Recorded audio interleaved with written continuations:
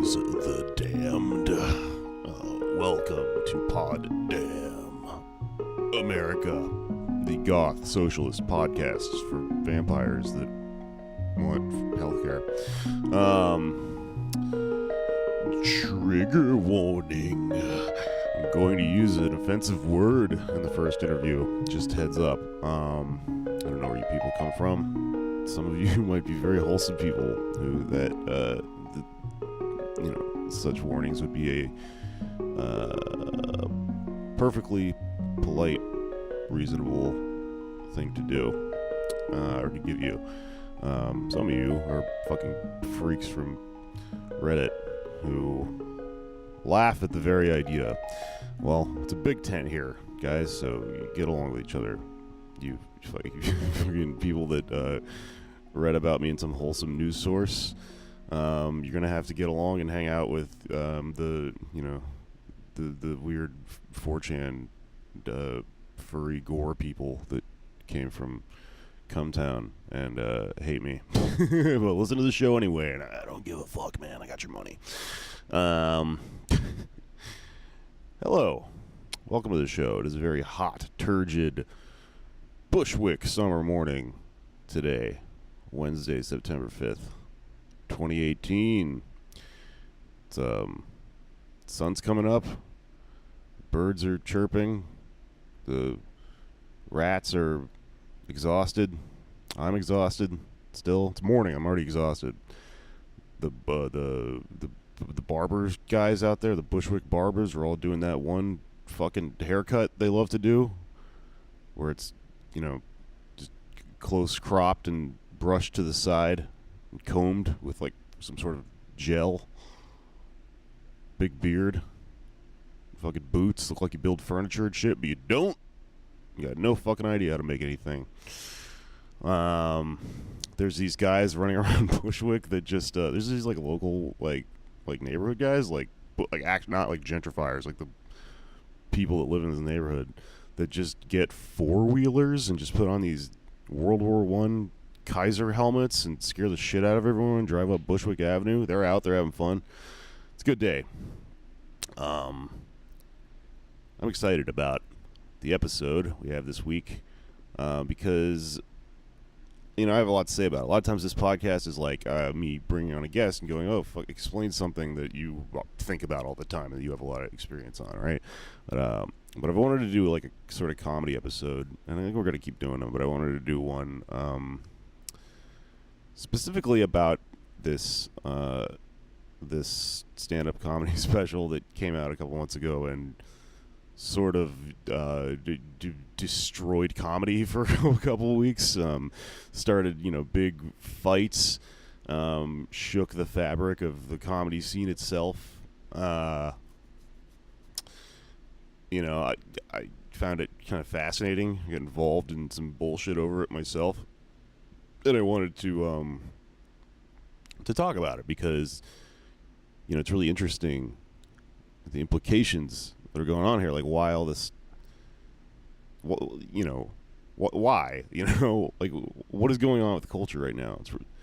It's really interesting. So for anyone uninitiated, I think if you really want to kind of follow what we're talking about this week, you don't really need to, but I just wanted to give a warning up top. If you really want to know what we're talking about, you should watch Nanette, the Netflix comedy special, and maybe if you want to go even crazier and do double homework for this, like I did, also watch Drew Michael, which is the new HBO comedy special by this comedian named Drew Michael, because we're going to talk about both of those in depth and at length. But if you don't want to, I'm going to give you a little background information up front about what both those things are.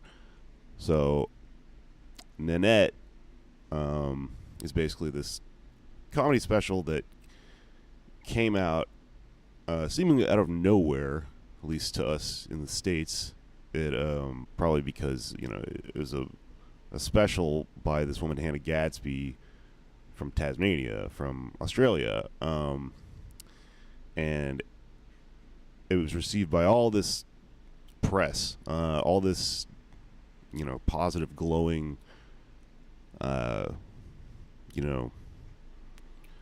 these articles and clickbait and everything. It was heralded as the future of comedy, right? This is really interesting because then that caused, a lot of people to discuss and sort of engage each other online, which is this sick, perverse thing now. And so instead of it turning into a conversation, it's, it's something people are referring to as backlash and, hateful vitriol and whatever. It's just a big mess or whatever. And the reason it was so much of a thing is because it's kind of a meta thing that raised all these questions and blew up the idea of comedy.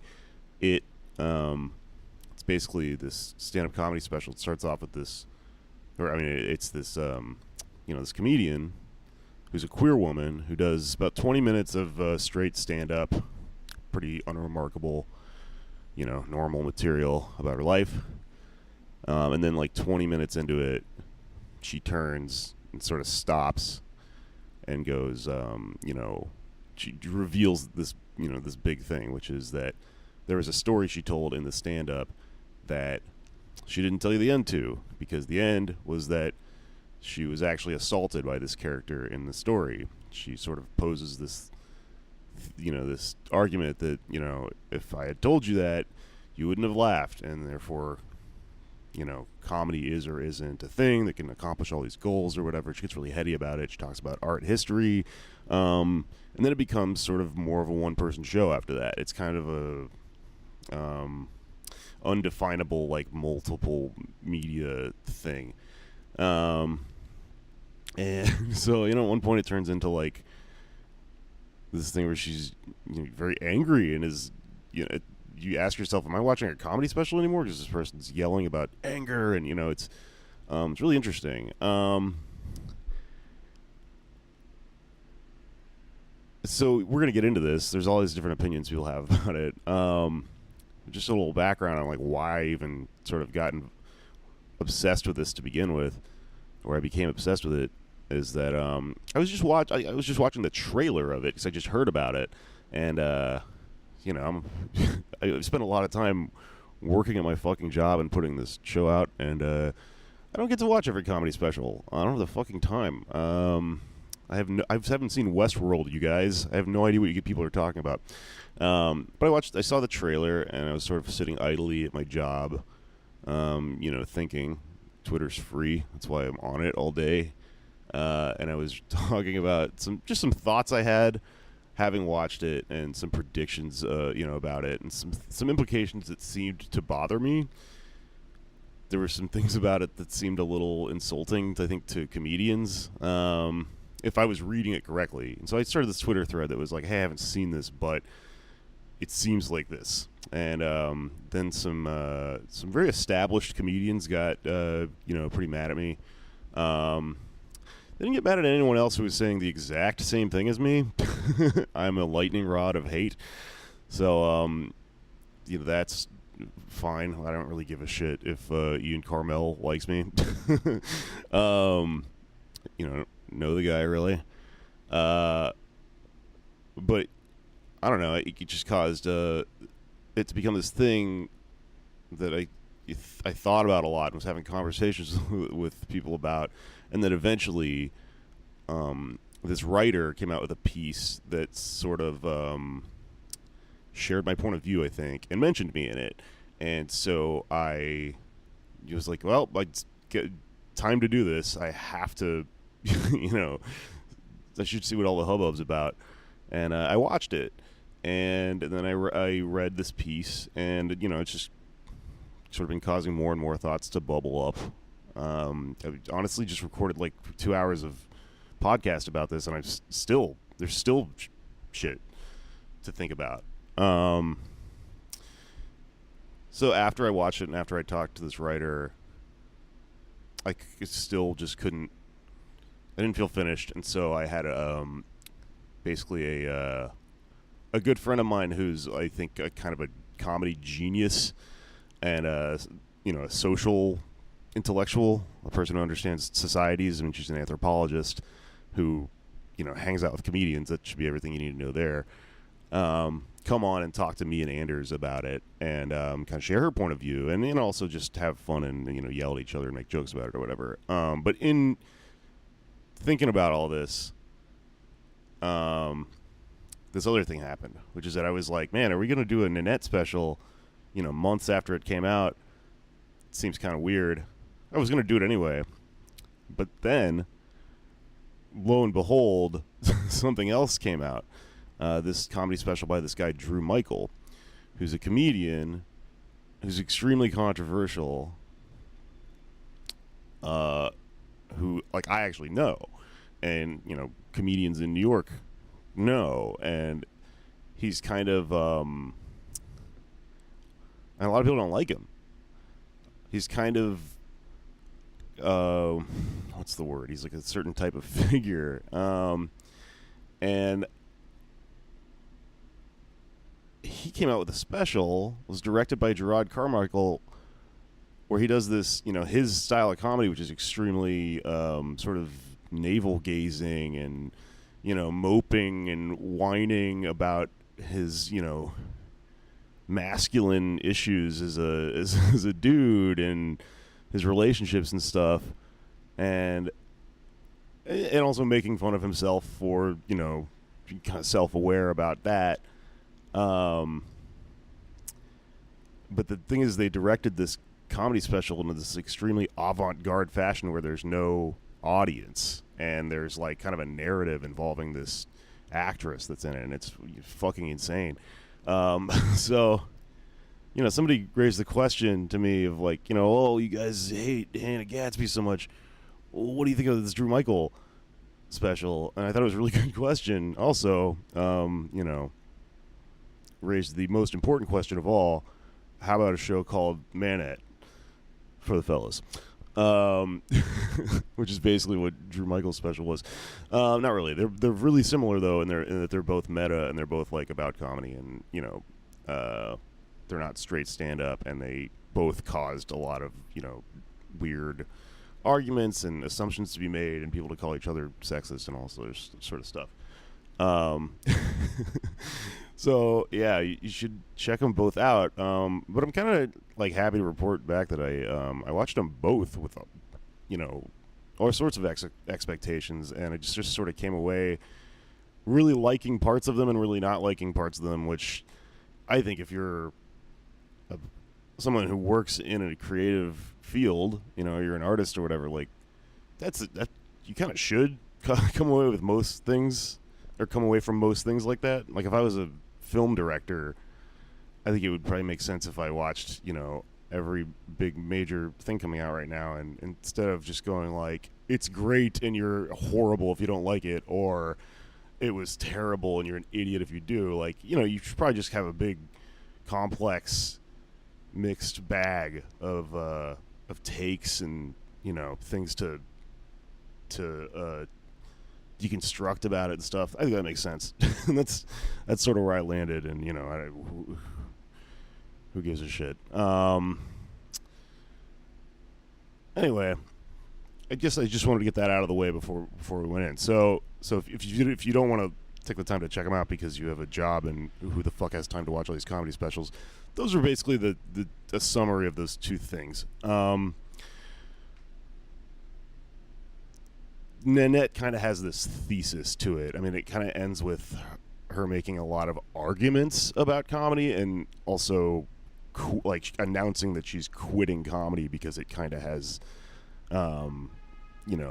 not served her in the way that she thinks it should, and sort of from there announces. Well, she also kind of says it can't serve this purpose, and that's where things get kind of dicey, and I think we disagree or whatever. But we'll get into that in the first of these two interviews, the first of these two parts.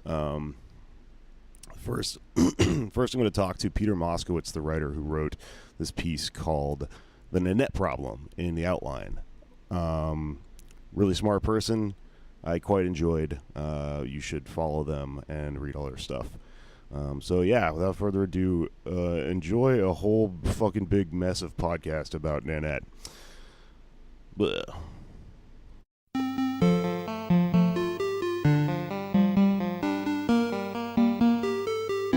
them into positions of hopelessness and helplessness. The government gives them the drugs, builds bigger prisons, passes a 3-strike law, and then wants us to sing God Bless America. No, no, no. Not God Bless America.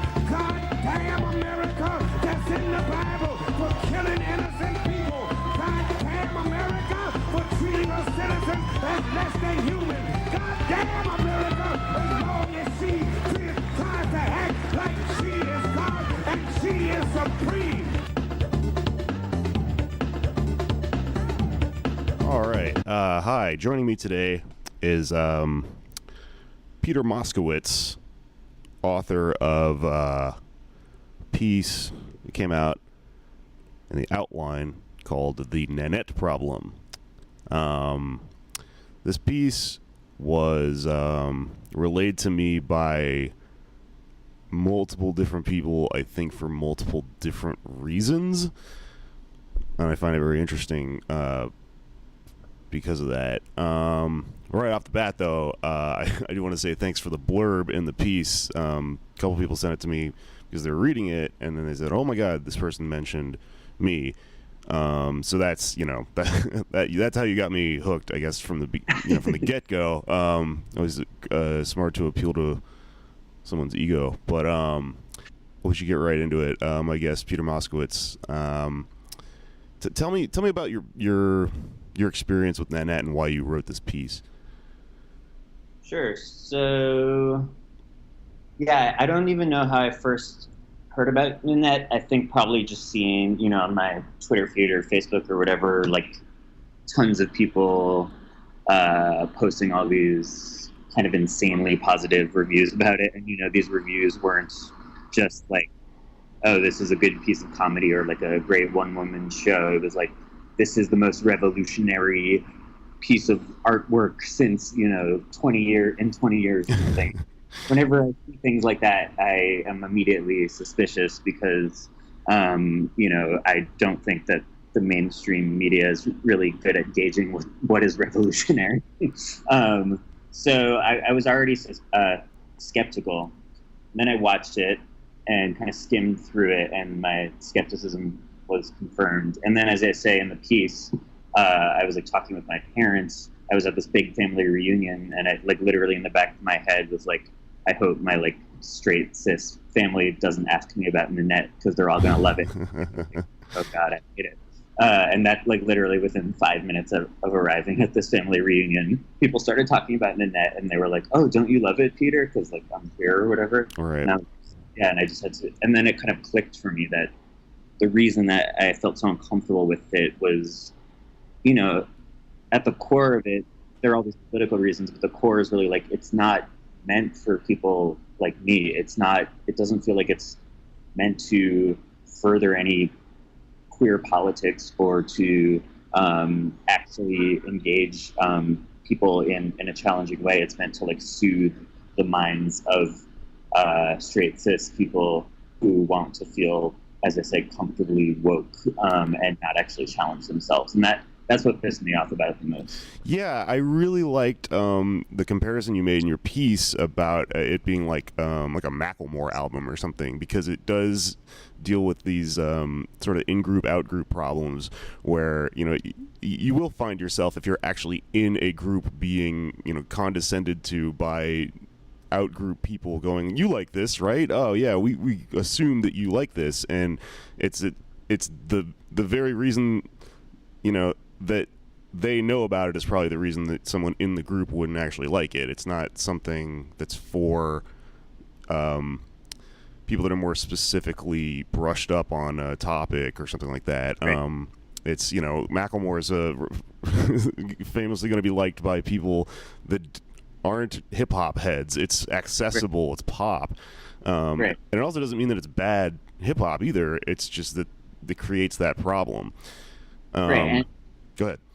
Yeah, and a comparison I didn't make, but I think I probably should have, is it's kind of like Hamilton in that way too, where all of a sudden you have all these 45-year-old white dudes who wear suits or whatever being like, "Oh, now I know that rap is good," and it's into that before, yeah. Or they're do you know rap could be political? And you're like, yeah, have you, like, it's been political for like 30 fucking years. And that's what Nanette felt like, is like people watched fucking Dane Cook special and then decided that's what all of comedy is, and then watched Nanette as like a solve to that kind of terrible comedy, and are all of a sudden like, oh my god, I never knew comedy could be this radical. I never knew that like queers had this much anger or whatever. And it's like, well, that's just because you're not paying attention. You don't get points for just now figuring it out because of this special. Yeah, I guess like the interesting thing here is that the parallel I'm kind of seeing between you and me and our perspective on this is that like the group that I feel most connected to in terms of this dissonance is comedians. Like for me, I am somebody who's into comedy, and I could list off 10 things that are, way more political than this special and have more resonance and weight and are, like you say, actually revolutionary. And I think you wrote in your piece, that same mechanism sort of applies to you as a queer person. Right. So Hannah Gadsby's sort of manipulating those two groups in that way. Something that the reason that that Nanette as a thing jumped out to me immediately and kind of got me suspicious and made me skeptical and got my hackles up was because it wasn't so much Nanette, it was the journalism surrounding it. And in particular, there was this piece I'm going to pull up right now so I can read a little bit of. There was a piece in Vulture by a writer by the name of Matt Zoller Seitz. The title was "Bill Maher is Stand-Up Comedy's Past. Hannah Gadsby Represents Its Future." It's an interesting piece, and this writer does touch on some things that are kind of salient within the piece, but immediately upon hearing that, the starting off point, the thesis has two huge things wrong with it. One, to me, seems the huge problem seems to be that if you think Bill Maher is stand-up comedy's past, that means at some point you thought Bill Maher was stand-up comedy's future, or I'm sorry, present. Like you had to think that he was relevant at all in order to frame it that way. And then the other thing is, if Hannah Gadsby is comedy's future, well, I mean, this whole special was about her denouncing comedy. So you're kind of saying that the end, the future of comedy is that it should stop. And to me, these things all smack of, a perspective of someone who doesn't like comedy, which is okay. It's fine if you're not, in this group. You can just admit it and move on. It doesn't have to be something that's for everyone. Also, there are different genres of comedy. There are different types of things. It's not this monolithic thing. Yeah, and I mean that's something like I was on the Outlines podcast and I came up with this term, like the wokeness industrial complex, and I think it's like all of these like articles and think pieces about Nanette are part of the same system that promotes things like Bill Maher and Louis C.K. and all of this other shit. And it's like they want to problematize everything, and then once they get a chance to like find something like Nanette, then they can kind of feel like they've done their jobs by using that, like using Nanette as an ameliorant for all the things that they both popularized and problematized in the first place, if that makes sense. So it's like the mainstream media is at fault for the reason that most comedy on Netflix is garbage, and then they use Nanette as like a salve to be like, oh, see, we're able to critique ourselves, but they're not actually doing the work of like finding good comedy or radical comedy or comedy that holds anyone to account. And that, as a queer person, that really pissed me off, especially in Nanette, because she's saying that like comedy writ large is not a sufficient way to tell stories, that only, this is almost a direct quote, that only full stories can convey trauma, which I don't even know what that means. But even if you think that's true, like look at the entire internet. Like every day there are 1,000 essays by marginalized people, by queer people, by people of color, whatever, and that, where people essentially exploit their trauma to tell their full story so that BuzzFeed or whoever can get more clicks. and that hasn't brought us any closer to any kind of justice or understanding than comedy has. So to me, it's not the fault of the form, as Gadsby tries to say it is. It's the fault of this wokeness industrial complex that doesn't actually allow radical ideas to surface in any way. Yeah, and I agree. And to that point, something that I kind of keep thinking about is the inherent root of this problem, and the thing that jumped out to me so intuitively when I first was even aware of this thing happening is that, to me, it's, this is just a logical end of a bunch of shit I was already noticing, which is that we've gone, sort of the predominant idea in our culture, for whatever reason, be it the powerlessness of the left or just the insane amount of content we're putting out, we've really latched onto this idea that politics run downstream from culture, and therefore when you make a piece of art, it has an effect that then changes society. And the fact of the matter is, I don't see myself as someone who is manipulating society when I do stand-up. I am the end result of it. I'm someone who's the megaphone that's sort of telling you what is going on in society. And so, for that reason, I don't see, also cultural tastes as being heavily political. Like, whether you liked or didn't like something is being treated as a political act, good and bad. You're being congratulated for liking Nanette. You're being scolded for liking something else. And, you're liking something is a reaction. It's an emotional reaction that comes from your soul, So to tell people that they're good or bad based on whether they liked a movie or not is insulting to, I think, everyone involved, the creators, the person. Yeah, I think you're totally right. I do think that books and media can influence people to change things, but I think that the reason that we've been told that culture has such significance is precisely because we don't have any political power right now. At the same time that Nanette exists and all these, diverse shows are coming on television and, The Handmaid's Tale and whatever else, we're literally headed towards fascism. So it gives us this sense of control and power, to say oh, I'm woke and you're not because you don't like Nanette. When really the real problem is that we're all just fucking fucked. Right, so, right. The other thing about it that I think you may be kind of zeroing in on in some of this piece is there's another problem in comedy right now where I think there's a split between how people use comedy, and I do really genuinely think that it can work for people in different ways, but I believe very deeply in the idea that one really great function of comedy, and the reason that it speaks to me so much, is inverting trauma that happens to you. Right. Taking something that's pain and then reversing it, wearing it as armor, as is explained in Game of Thrones, that's been from the get-go. I started comedy a long time ago too, before I think a big cultural shift happened. So that was obvious to me to begin with, and a lot of the reaction to comedians who operate that way now is to tell them, no, it's not that, it's this other thing. Right. And to me, the comparison I always give people is that when you tell people why can't it? Why do you have to do it like that? Why can't you do it in this, this very obvious, heavy-handed political way that I believe in? It reminds me a lot of when people in the South, where I'm from, will try to convince you to play Christian rock if you're going to play rock music at all. Right. Why can't it be propaganda? And you can make propaganda. That's whatever. But to imply that the role of art is it should be this one way is kind of reductive.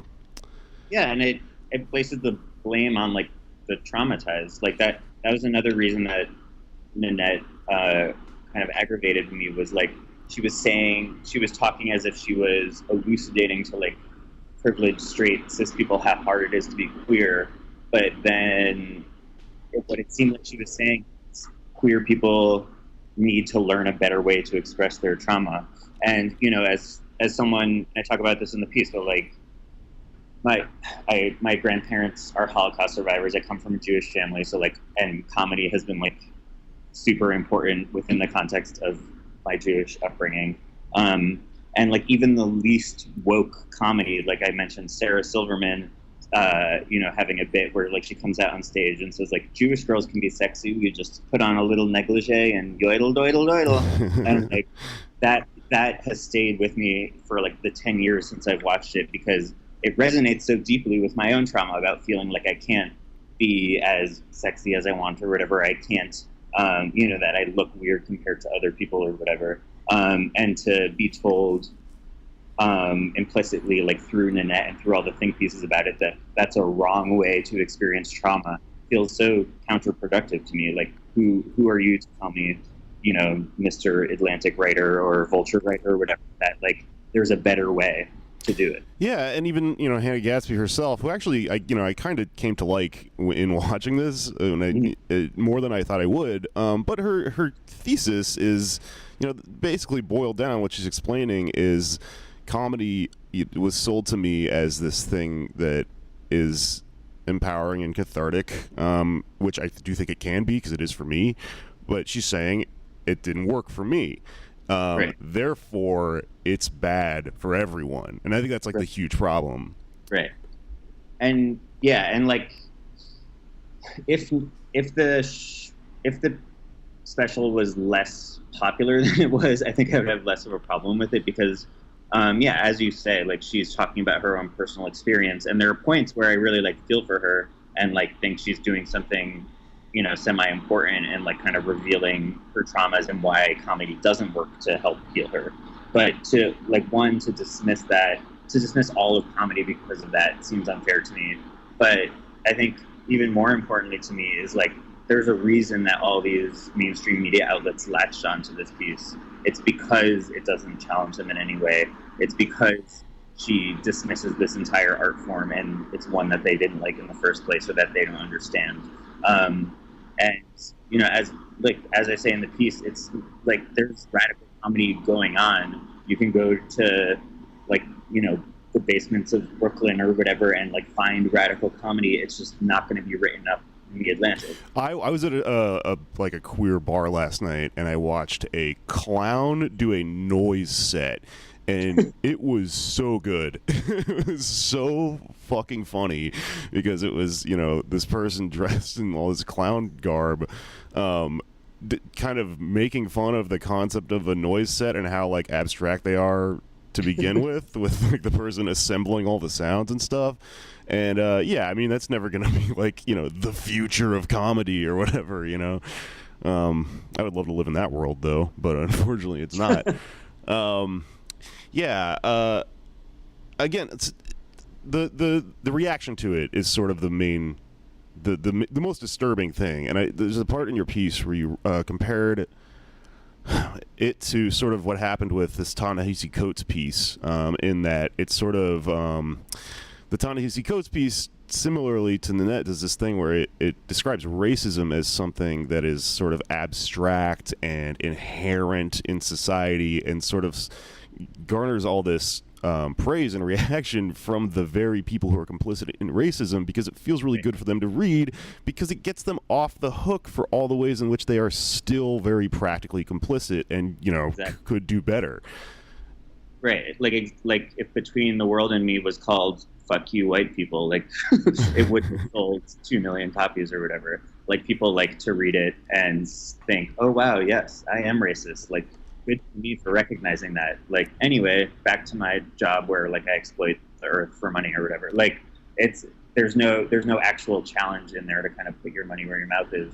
And I found the same thing in Nanette too, where she's saying that she's subverting comedy and she doesn't care about being readable to straight people. And yet everyone who liked the special, or not everyone, but the vast majority from what I see of people who like the special are like straight cis white people who feel like now they understand queerness without having to really do anything about it or challenge themselves in any meaningful way. Yeah, I feel like the reason that I had a real hair trigger for this, the reason it evoked such a reaction for me to begin with, is because I don't know how I really identify myself, and whatever anyone wants to, yell at me and call me is fucking fine. I'm not going to take huge stands about it.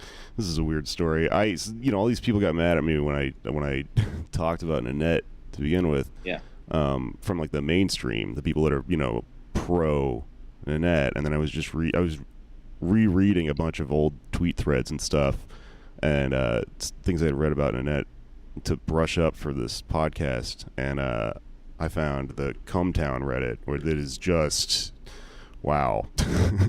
Yeah. Are you familiar with them? Yeah, I haven't looked at their Reddit though. Is it going to bother you if I use an offensive word here? No. Huge post called "Jake Flores is a faggot," or a fucking faggot, juxtaposed with all of Ian Carmel's followers calling me a misogynist, homophobe, or whatever for my feelings on Nanette. God, what a world. Anyway. Yeah. But there is something that's always really bothered me about the way that times have sort of shifted in the last 5 to 10 years, and I noticed a lot of friends of mine who 10 years ago were outright homophobic bullies taking a lot of selfies at like pride events now. Right. And it seems very obviously disingenuous and just performative, and these people are just sort of adapting to whatever they're told at the time makes them cool or a good person or whatever, and that just seems to be an inherent flaw in this type of art. Yeah, I mean, I agree.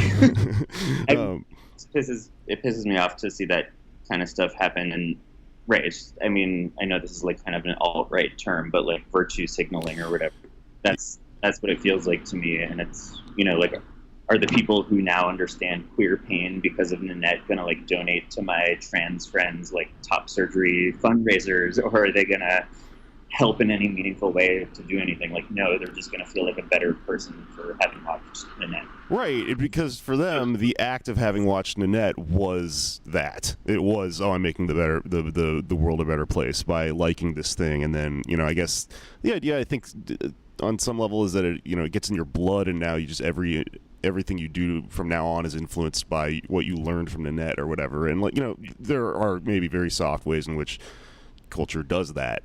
But I think the fact that it gets you off the hook for really critically thinking about any of this stuff is a huge bummer to anyone who would actually be affected by it, Right, exactly. Let's see. I'm going to pause real quick and look at my notes. All right. I have some notes about her as a comic that I think I'll save for the second part of this show, where I think I'm going to, me and my friends are going to yell at each other about it. But she does some things that I think are, that kind of show some holes in what she's doing, which is she talks about how easy Trump jokes are, and then she does a Trump joke right after that. But anyway. Yeah, I also just found the comedy part like really boring. Like, man. The last time this was cut from the piece because it was probably too harsh, but it was like I was just like, I don't know the last time I've heard like so many like, oh, isn't it funny how lesbians look like men jokes, like right. 1990 something. It just seemed so retro and kind of just like, I don't know, milquetoast. Yeah, well, to the point of, your family coming up to you and going, oh, hey, do you like Nanette? Because it's this thing that's so popular now that it's in their world. I mean, as a comic, I get that all the time. And comedy is such a specific niche thing, or at least it was way more when I first started, like 10 plus years ago, that I can identify with that in a lot of ways, because I got into these, very weird, specific, dark alleyways of comedy, and would be really into like Doug Stanhope or like weird old Lenny Bruce albums or something, or Hedberg and all this stuff. And then I'll be at barbecues and family events and have people go, have you heard this guy Alexi Ronaldo, we love him. He's the red Mexican. He's a guy who travels around, and he's half Mexican like you. He's a redneck and a Mexican, and his jokes are all about how he's and it's like, no, please stop talking to me. Like, just because this is part of the same, art form doesn't mean I would like that. Like, there's this big gap or whatever.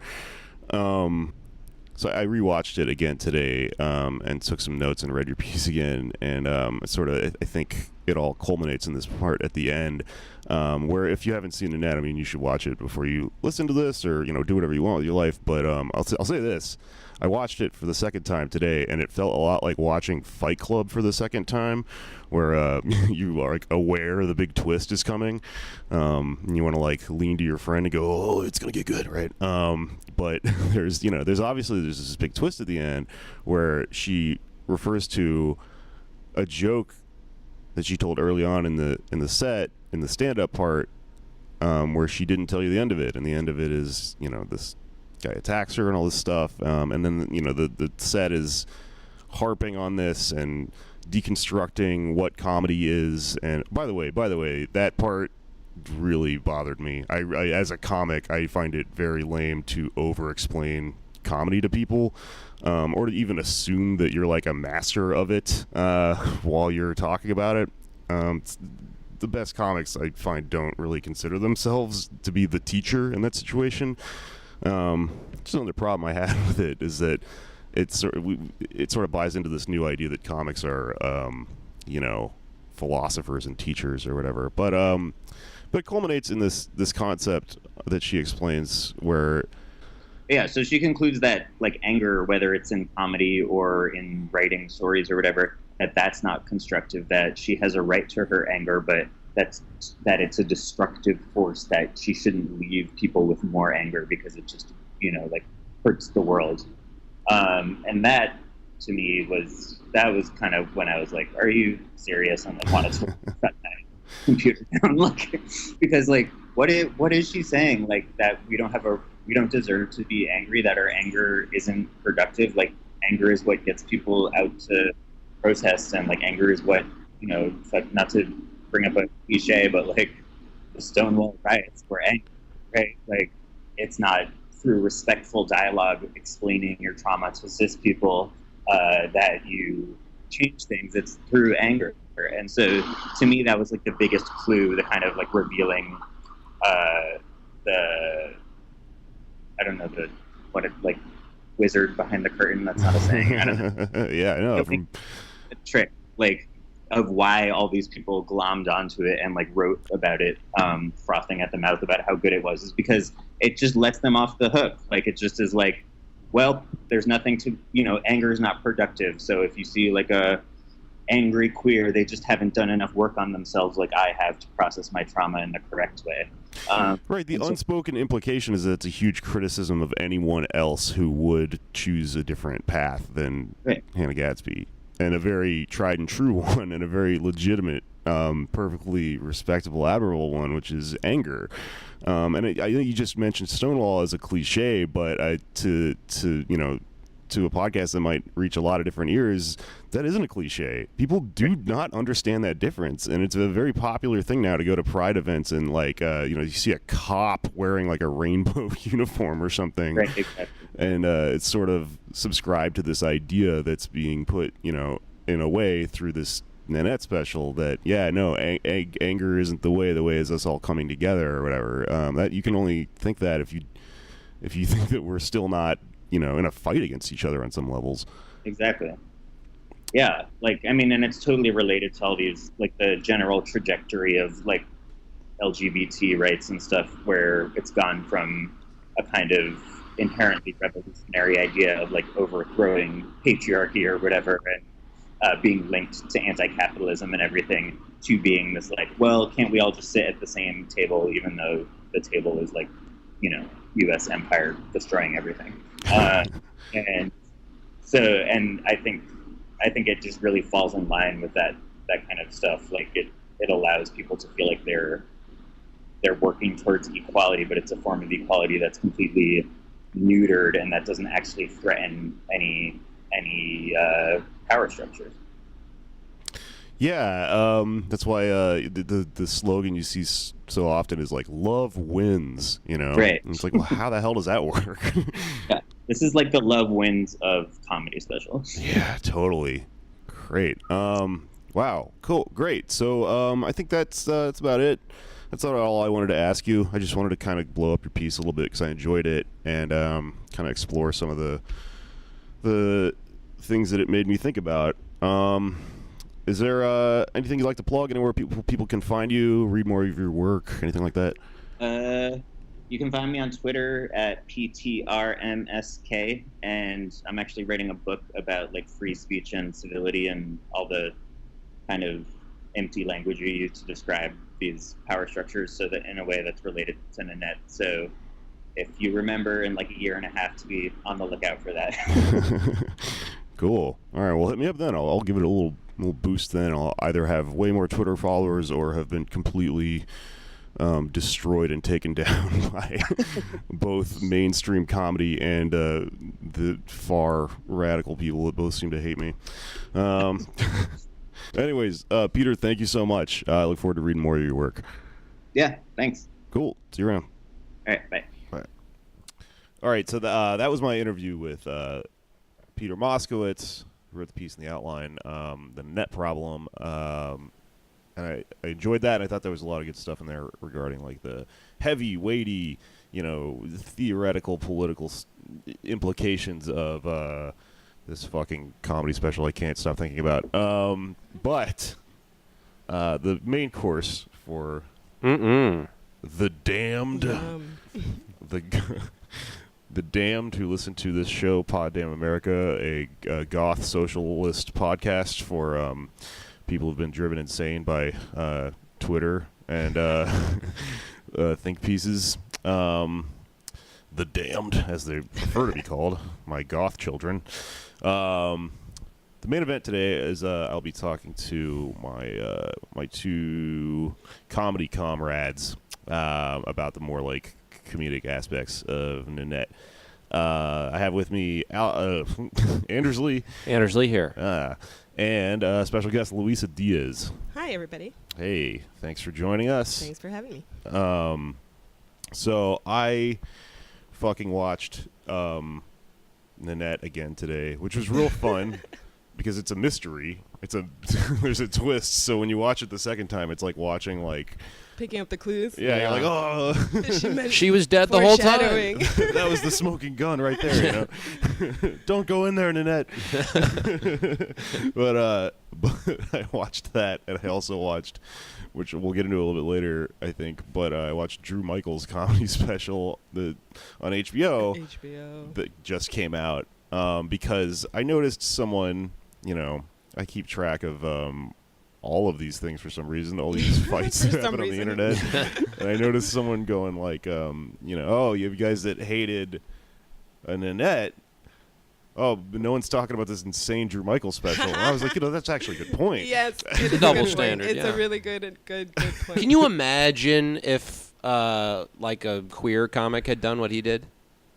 Like no audience, like the vlog style, like if a well, I think a female queer comic kind of did. I mean, they're similar, Nanette and this special. Yeah, but to take the audience away, I feel like that person would get extra heat.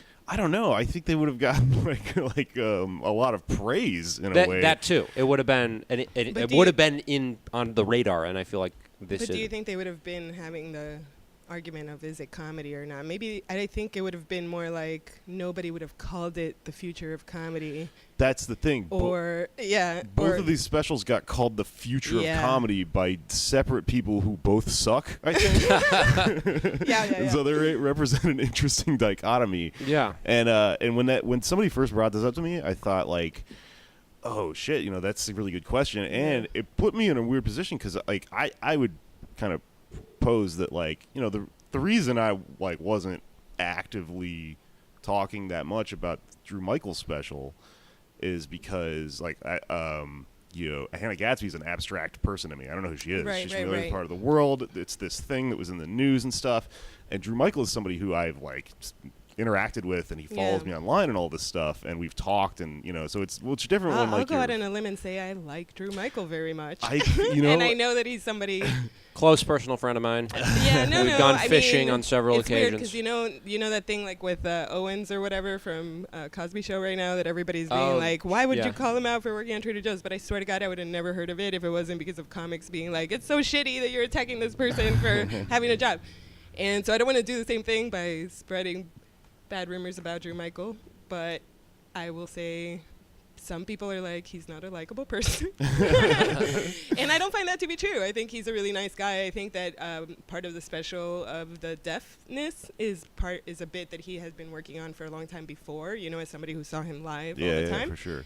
And that I thought live is really, really powerful, and you really fucking understand kind of like, oh shit, he's not being a dick to me. He didn't hear what I said, Right. Yeah, and he does this thing that I noticed a lot, right? Because I fucking watch all of you way too much, right?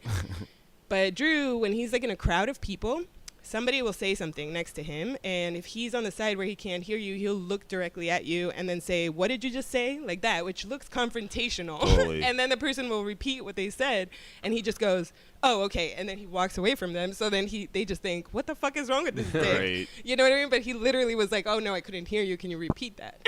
But he's not, like, smooth about it. Yeah. You know what I mean? Yeah. That was the best part of the special, was the deaf material. There was a lot of good, and here's the thing, he's a great joke writer. There's a lot of good material in Drew's writing. It was really the presentation that was a little, I mean, look, here's the thing. Everything's subjective, right?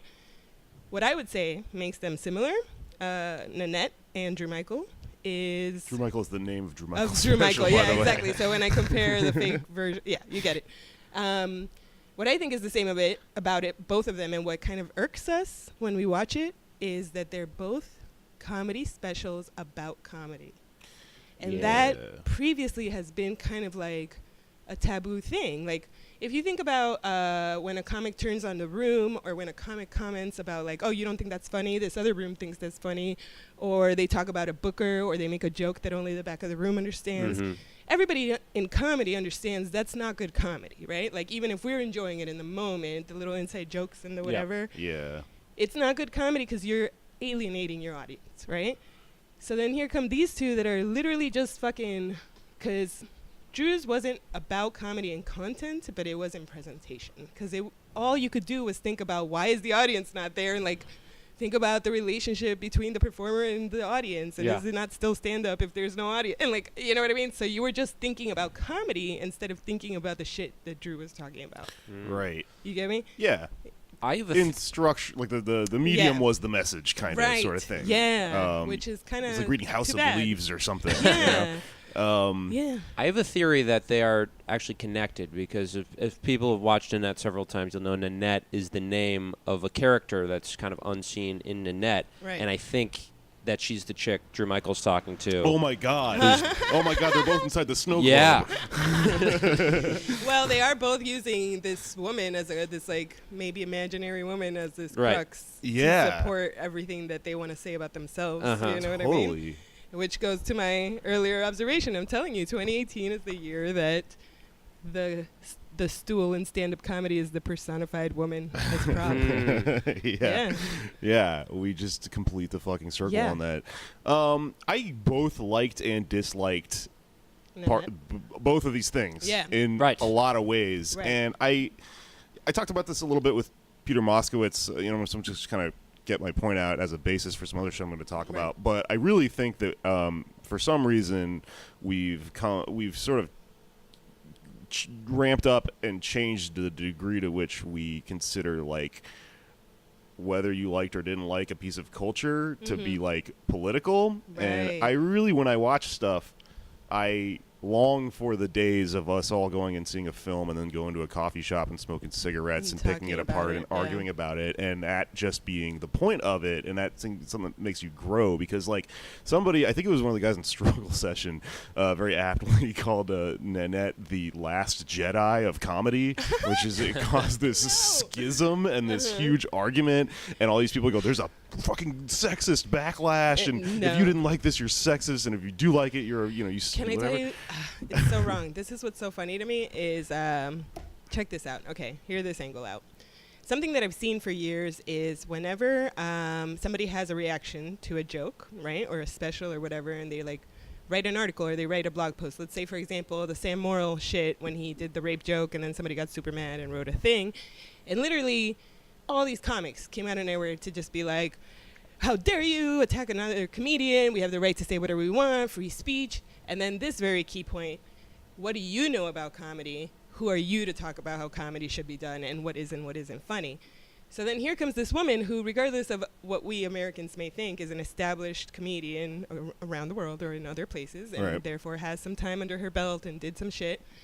And she comes out, and to me, the whole thing is that, you know, I don't mean to disparage it by saying that it's a one-woman show. I don't mean that disparagingly, which I think is what a lot of people were saying. Yeah. But I mean it in the sense that it was more about comedy and her experience in comedy than about doing comedy.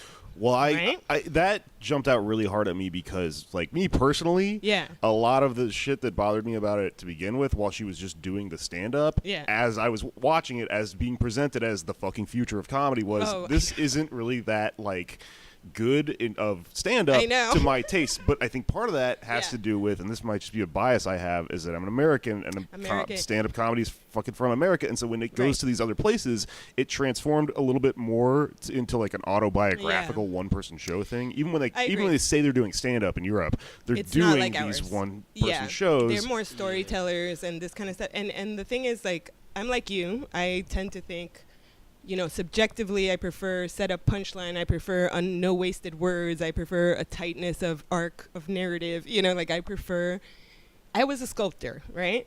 And I prefer... That explains so much about you. Yeah, right? I prefer... Okay, so what I enjoy about stand-ups is that basically, you know, and I was a subtractive sculptor, which means I carved stone instead of, like, adding up shit, right? Yeah. No, so I started with a big square chunk of something, and then I carved it down until it was, like, perfectly smooth to the shape that I wanted. So that's what I feel that I watch stand-ups do, is carve this block down little by little until it's smoothly the thing that you want to do. And I think that people who do looser comedy are satisfied with this thing gives the illusion of the shape I was trying to get to, and you get the point.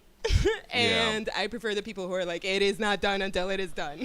Right. You know what I mean? Well, I also, another thing to that point that bothered me about Nanette was that she seemed to really exemplify an attitude about comedy that I really despise, which is that the comedian is this like teacher philosopher figure, and when I say that, I mean it's because she explained joke structure to the audience, which is something that if I do in real life, people hate, and it's also not love good. That tweet, by the way. Thank you. Good, that's me. But also, like, I also don't think it's becoming of a comic, because if you're a comedian and you're really like, I think, good at it, and you intellectually understand it, with anything, the fact of the matter is you consider yourself a student and a dumb person about it, and like a lay person. Absolutely. And so, and the better ones are people who are doubting their ability and constantly trying to be better. And so for her to make this fucking special with the thesis is, I'm quitting comedy because I've done it all the way, and she feels come like to the conclusion of it.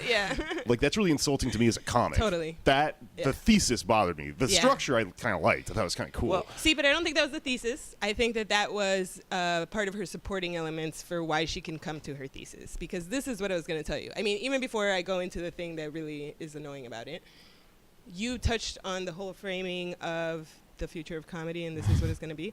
I think largely with both of these specials, they were fucked by being promoted that way. Sure. Because I heard for days this fucking framing of them before I ever watched it, and if they had just been like, it's a good comedy special, you would have been like, well, how can it be the future of comedy when it already happened? That's my question. Exactly. Or when it already happened in another version, because did you guys see Bo Burnham's Make Happy? I heard. I didn't watch it because somebody sold it to me as the fucking future of comedy. Okay, well, it's not. It's kind of it, but I would tell you that Make Happy is the same thing as these two specials, that it is specifically about him examining the purpose of being a performer and what it means to be a performer. And by the end of it, he comes to the conclusion that he has nothing else left to write about, because if you are supposed to write what you know and all he's ever known is performance, then what could he possibly have to say, right? Yeah. And he doesn't announce he's fucking quitting comedy, but he quit comedy. He just directs and produces now. Oh, yeah. Yeah, he quit. This was his swan song in the same exact way as Hannah claims this was hers, and I know that Drew's not claiming that, but his was like a beginning kind we of all a hope thing. he will quit comedy. Come to his senses. No. I'm just fucking around. I liked him, and I also think he's insane, which is how I feel about most of my friends, exactly, right? Yeah. Exactly. That's why I'm like, I respect that he's like a weird dick sometimes. It's fine. Yeah. We all are weird dicks sometimes. Well, when I was watching Nanette, I was like, oh, this is an insane person. I would hang out with this person. Yeah. Like, it's a really well-shot meltdown set on some level, you know? Yeah. Well, speaking as one of Jake's insane friends, I have, I guess, kind of a different perspective on this because, I mean, I started doing stand-up about 4 years ago, and the past year I've been doing something that's, I mean, here's the thing. I don't care what people call it. A lot of people call it a one-man show. Stand-up. It's not, well, I read it has a that. review of your one-man show that called it the past of comedy. The PASSED of comedy. No, well, there is that in it. And but I'm not alone. Like, this has been going on for a very long time. Like, where you have a show, an hour-long one-person show. It has jokes, perfectly legible stand-up jokes in it. It has more serious moments, and that goes back to, and that tradition is in the United States. You have people in the '80s like John Leguizamo, Whoopi Goldberg, they were people on stage who did jokes. They inhabited characters. All this stuff has been going on for a really long time. Three mics? That shit was terrible. Yeah. I mean, dude, you know what? Okay, so to that point, somebody asked me, why don't you fucking shit on Three Mics if you didn't like this? I'll do it. And I went, because Neil Brennan follows me on Twitter, and it would be kind of rude. But that being said, I don't know Mike Birbiglia at all. So you know what? If we're gonna make this comparison, Mike Birbiglia does like one-man show kind of thing. I hate it. It's just not my thing. Oh no, but I like it. I think it's fun. It's fine. It's good. But nobody framed it ever as this is the future of stand-up. So I was never like, what? This is not stand-up. I was just like, this is funny and this is good. But where does it stop being stand-up? I guess that's what I don't understand. It's like I just feel like we're too attached to these fixed. I will tell you. This is my definition, and all that you can have is your own personal definition that you constantly check up against people that you respect. That's all that you can do, right? So mine is that I would tell you that the line, like, obviously it's a very blurred line, and I think the best of you do both things pretty well and are probably stronger at one than the other, is the general assessment. But the line would be in, if you privilege writing funny jokes and then making sure that those are stacked in a set with a good narrative arc, you are a stand-up. If you create a good narrative and then punch up that narrative with jokes, you are a storyteller who is funny. You know what's fucking interesting about that is because I got into this big fight with all these people, and after a while I thought about it, and I was like, wait a minute, I do that. I kind of am a storyteller. Like, but I think you switch. No, I switch. I do both. I consider those like two different and a lot gears. of comics do both. Yeah, like, in one set. I think about, but I think about exactly that a lot of the times. And like if I'm going to make an album, I'm like, all right, I'll look at the narrative, but then I like put the jokes in order. Like, those are two things to keep in in mind at all times or whatever. Yeah. And so like when I was watching Nanette, I was like, oh, actually, when she was over fucking explaining tension, I was like, to stop explaining it. I get it. I fucking do that. I did that when I made my fucking record and shit. And like, I also, to address this point people brought up, I fucking loved when Dave Chappelle got super meta and serious about capitalism. I loved Patton Oswalt's thing about his the whole thing, and you like it when they go into a dark hole where it's not necessarily filled with jokes. Yeah, like I'm not against that at all. But that's fine. But that's narrative it's being the used media within your around set. it. Yeah, and that's what I'm saying. Nobody, I would say, unless it's like, okay, there are comics who are clean cut one or the other. I would say that Mike Birbiglia is clean cut a storyteller. Yeah. And Mark Norman is clean-cut a stand-up. He writes punchlines, and then he sets those up in a narrative arc for a set. You know what I mean? He's never going to privilege, I'm going to tell you a good story and then fill it up with jokes. He's always going to be like, here's the jokes. How do I make up a story where I could tell these jokes? You know what I mean? I guess I would just say that those are different styles of comedy, of the umbrella comedy, right? So that's why I just don't think you could be like, just because it's done with a microphone on a stage, it's all stand-up. But either way, it's not the point, because my point is that I do think it's all comedy. Drew's thing is comedy, Nanette's thing is comedy, and I think that people getting distracted arguing about whether it's real stand-up or not, you're missing the point. Because to go back to the thing about like talking about comedy, right? It's so funny to me that I'm watching you all be angry that people are talking about comedy like blatantly instead of doing jokes, right? Because So Lori Kilmartin on her podcast, she also immediately after like the week after Nanette came out. She also got mad at me, by the way. Oh, she did? Yeah, just everyone did. I got piled on. I'm sure everybody gets mad at you. You're one of my problematic ones that people are like, you're friends with him? I'm like, yeah, I'm friends with all the ones that are problematic, thanks.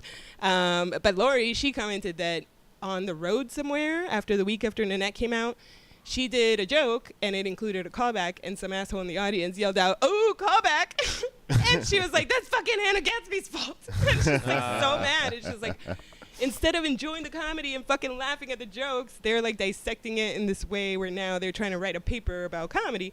And so I think that that's the thing that comics don't want to acknowledge is really offensive to them. It's that what Hannah Gadsby was doing was opening the door to the process of comedy, and she was basically saying comedy doesn't do what I needed to do for me, but she indicted the whole thing in terms of like nobody could do the thing that I'm asking that it does, and that's where she's wrong. That's exactly what Peter's point was, which I wholeheartedly agree with. Absolutely. That's why I find it so offensive. Yeah. And I also whatever, I'm not going to get back into the argument I got into online or whatever, but like I don't think that's a fucking point to throw a fit over it.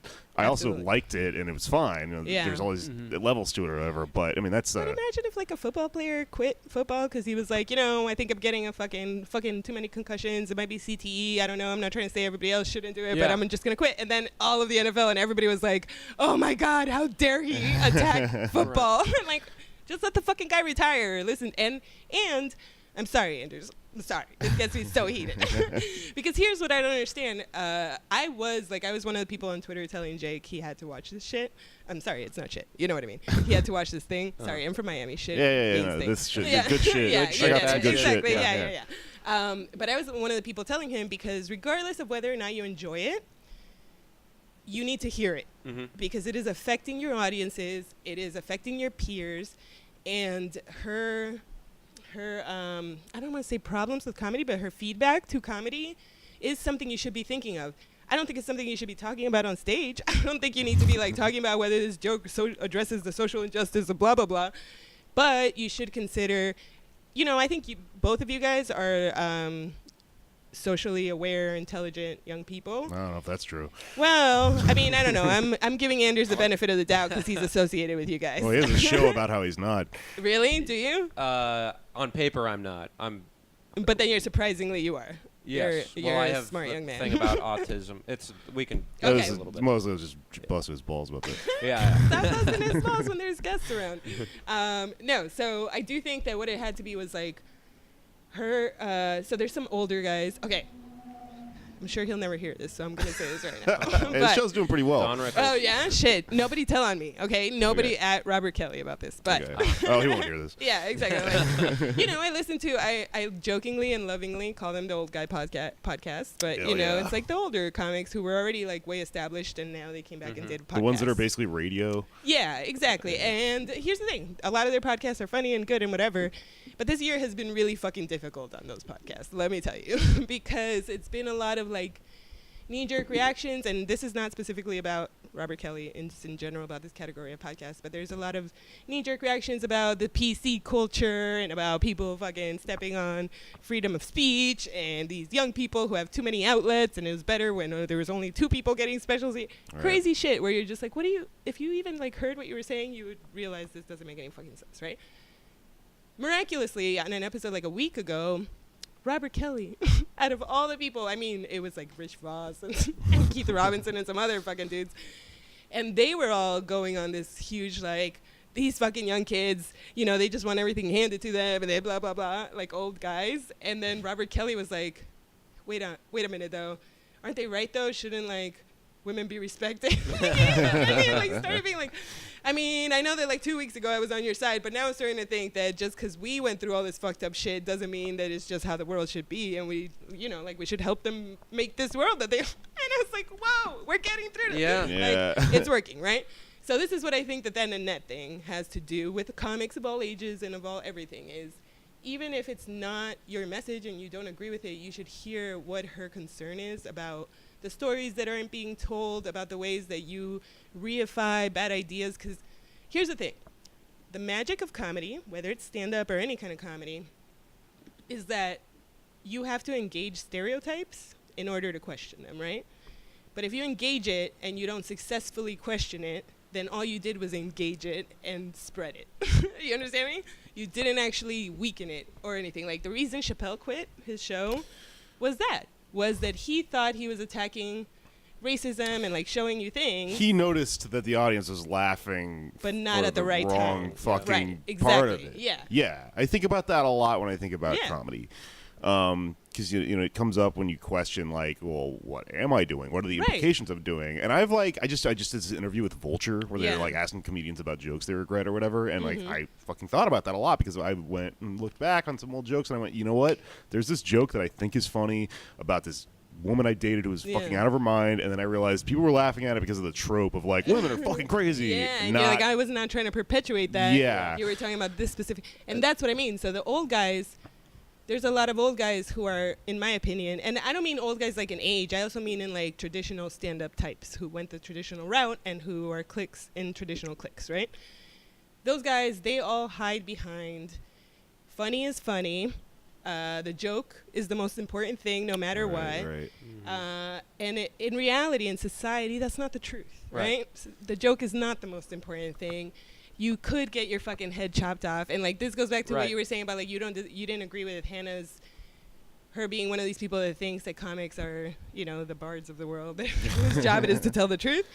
So here's where I'm like the middle one in between you guys, because I do think that you do that service and that's your role in society, but you don't do that by primarily going out and screaming about what your opinions are. Well, that's kind of what my actually. I mean, I agree with you because about Hannah Gadsby. By doing your art well. When I was listening to her over-explain joke structure, I was like, the people that over-explain joke structure are the people that don't understand you're supposed to use the structure to then be the teacher you're talking about. Exactly. Not, you know, a teacher doesn't go up there and go, I'm fucking, this is math, motherfucker. Yeah. You know, fuck exactly. you. You know? Well, so here's my thing with Nanette. I've watched Nanette a few times, and I still don't, like, I have a lot of admiration for critics. I'm not a criticism critic. Right. I have a lot of, you know, I memorized Roger Ebert's star ratings growing up. I have a catalog in my mind of Roger Ebert's star ratings from like 99 to 2005. But most things I watch, I can't give you didn't like it, did like it. Like I can't. Like you just neutrally absorb it. Yeah, I just absorb things. That's cool. And with Nanette, like when she says things, makes these like global statements about comedy does this, or like self-deprecation does this. That's obviously a global statement, but it's true for her. That's undeniably her experience. She's making a subjective statement objective. Exactly. In her opinion. Yeah. Right. And like I see why people have a problem with that, but at the same time, if she doesn't do that, she doesn't really have a show. Work. Nobody shows up and watches Nanette. So, you know, game, respect, game. Right. And but see, that's the point that I was also making, that it's true that you have to engage the stereotype, which means it's almost like you have to go big, right? Like you have to go big and you have to be willing to say that word you're not supposed to say or do the motion or whatever it is. And then if it fails, all you did was engage a negative thing publicly and fucking reify it and spread it.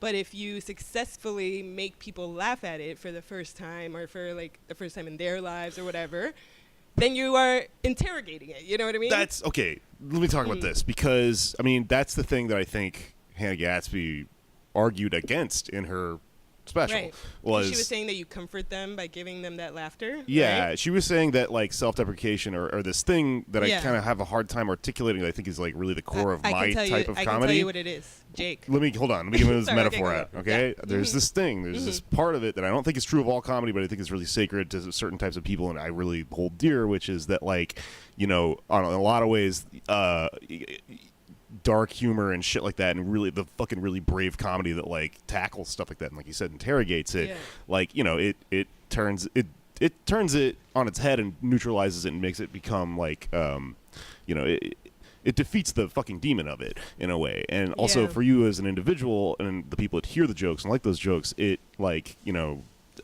there's this thing in Game of Thrones, you wear it as armor now, your fucking thing or whatever, and it's like really good and really cathartic or whatever. Totally. And I would always, but to your point, when I worked at Old Man Hustle, and I fucking watched everyone go up and just eat shit all the time, you know. And I had all these like edgelord guys fucking hang around all the time, and I'd listen to them.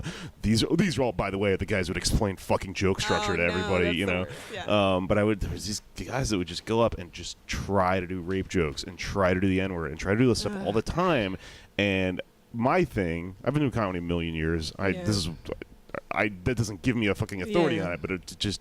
But you have a knowledge base from which to speak. There's just a lot of data to draw from. What it seems to me, and the way I always explain my point of view on these jokes to these guys when they would get bummed out when they didn't work, is I would tell them what you're trying to do is you're trying to cut the fugu fish, which is that fucking sushi fish that if you don't cut it right, you release the poison and you kill the people you're serving.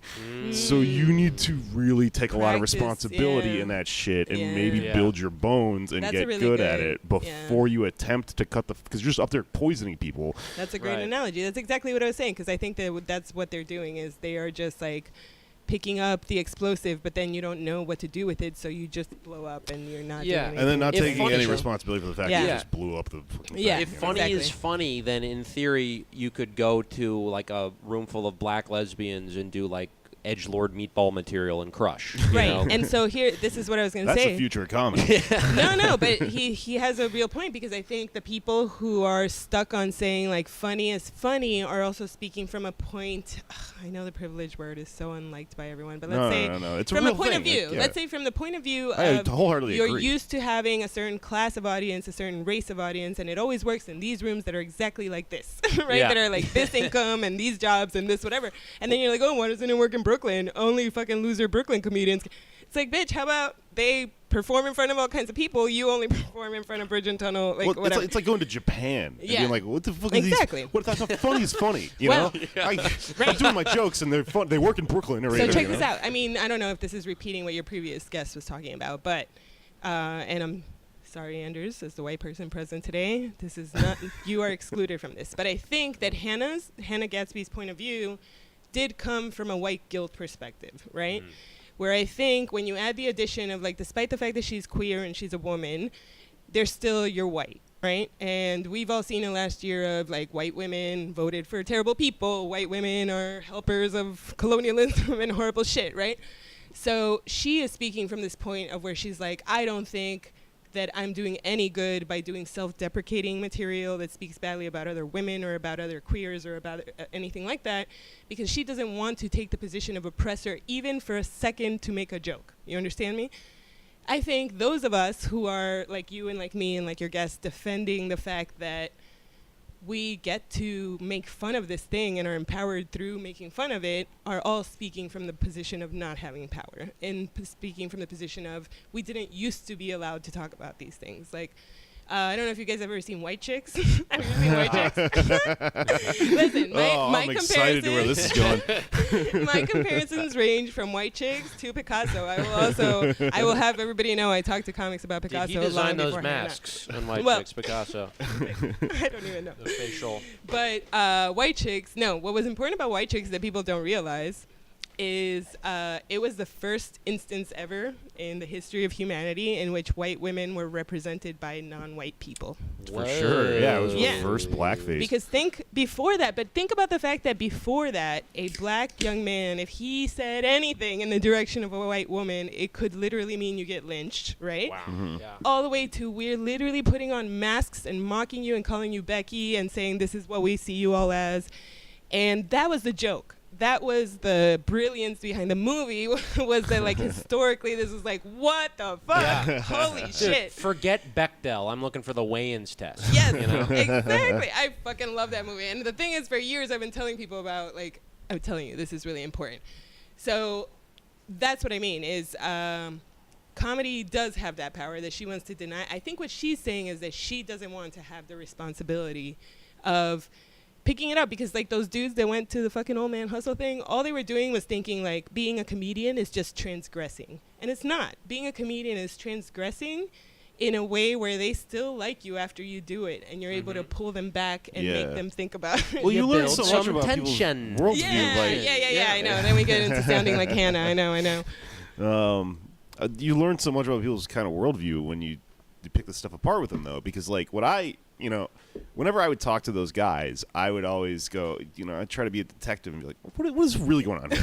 What drove you here? If you're coming off really unpleasant to me, and it's because of this thing that I think I can kind of identify and isolate, what is so offensive about that? And when I start to realize, and this is kind of similar to why the people that are fucking white woke and bougie woke and shit that hate me or whatever, is they were insulting the intelligence of the audience, these edgelord guys, when they would do this stuff, and because they were assuming a lot of things about them. You don't get why this is funny. Yeah, and not that what I'm doing isn't connecting. Yeah. And that's like the thing that because comedy is so like ego driven. Yeah. Comics fall into that all the time. I mean, woke fucking Brooklyn, speaking truth to power people. All the way to everybody's club always dudes, like everybody. Whether it's like, the audience, like, you guys just don't fucking get it and this is too much for you, or like society has conditioned you to not, to respect me as a person, Totally. But I mean, I guess to that point, I mean, that's why I don't agree with these guys with funny is funny or whatever, but like getting to the joke, like the part of it that transgresses and makes it work is the thing that we should all have in common on some level. I agree. Well, I mean, okay, so if you look at like absurdist comedy, right? Yeah. That shit definitely does not have a political message or a social justice theory behind it. I kind of disagree. Well, what it is a classist one, right? Which is the one of like, oh, we have nothing to worry about, so all we want to do is giggle. So I think when Hannah Gadsby says all we do is relieve their tension, the only real culprit who does that is absurdist comics. Because they're the only ones who are really relieving everybody's tension. I kind of disagree, though, because I kind of think that like, laughter, like we can never really stop and think like, what the fuck is this physical reaction that people have that's like, animals don't go ha ha ha ha when they see something, like it's a very intellectual thing or whatever. And to me, the important thing is always subtext. And so actually all these comics we're talking about, Drew Michaels, Hannah Gadsby's, Chappelle's, people like us, that like, I'm into that type of comedy. I think that sometimes when you compare them to absurdists, it's actually, you realize, oh, these people are kind of like way better at this thing, because for me to do like subtext, I have to make something that's really similar to the subtext I'm talking about. So like when I say subtext, I mean like, why did the chicken cross the road? You're just talking about painting like you're talking about cubism versus fucking Seurat's dots. But like what I'm saying is like when fucking Mitch Hedberg tells you a joke about like, I don't want a frozen banana now, but I want a regular one later.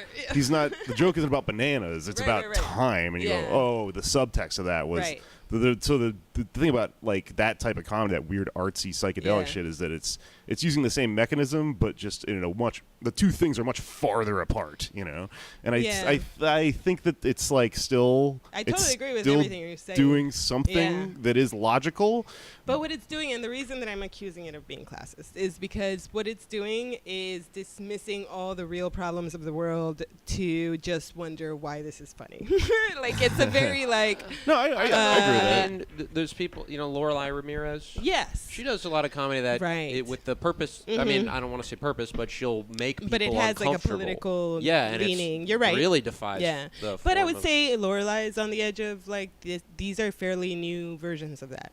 Like I don't think there was that before, because like Jake said, Hedberg wasn't that at all. He was just absurd. Like sure. So would you say that there are absurd? So like there's kind of the wokeness factor in like Brooklyn audiences and things. In a lot of times ends up being people who just don't want to think about those things. So if somebody brings up race, even if it's in kind of a if it's in a slightly edgy way, they'll just get like, this is a phenomenon I've noticed a few times. You'll have like someone who has a marginalized identity who will do stand up to a woke Brooklyn crowd, and they'll do like kind of racy material, and they'll bomb. Like the people won't know. They're like, I don't know if I should laugh at this. Well, so I would tell you, like, Brooklyn in general is like a real mixed bag. Like the Manhattan comics tend to think it's like all one thing, but it's really not. It really depends on the room, and I would even tell you on the night, because there are people who are those woke ones who are politely laughing at all the people of color and all the like queer folk and all this stuff. And then they are the ones that are like, immediately turned off by anything a white guy says, by whatever. Oh, that's the same people. Sorry, that's the same one. But then there are the ones who are very artsy, and they have that taste. Like, I would say Marianne's show, what's it called? Butterboy. Butterboy. I love Marianne. She's Butter Train. One of my peers who I respect very much. Mondays at Littlefield. Everybody check it out. Nice. She books very distinctly different than I do, I think, because she books like fucking weirdo musical duos and people that do miming stuff, and it's all very funny, but it's very just like pushing that boundary of what comedy can be, right? And those audiences love that, but they freeze up in front of anybody of any color saying anything slightly not PC or whatever, right? And then in Brooklyn, there might be some who are like, oh, great, you said the N-word, but you're black, and so that's cool, and we all love it. And so we're going to laugh with you. So it's really a mixed bag, and it depends what you get. And I think it makes you as strong to be good at all kinds of Brooklyn rooms as it is for a comic who does clubs in Manhattan.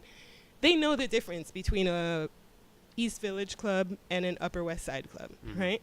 So they have to understand, even if they're not willing to admit it, that a Williamsburg room is very different from a Park Slope room or a Bushwick room. You know what I mean? One is off the L train.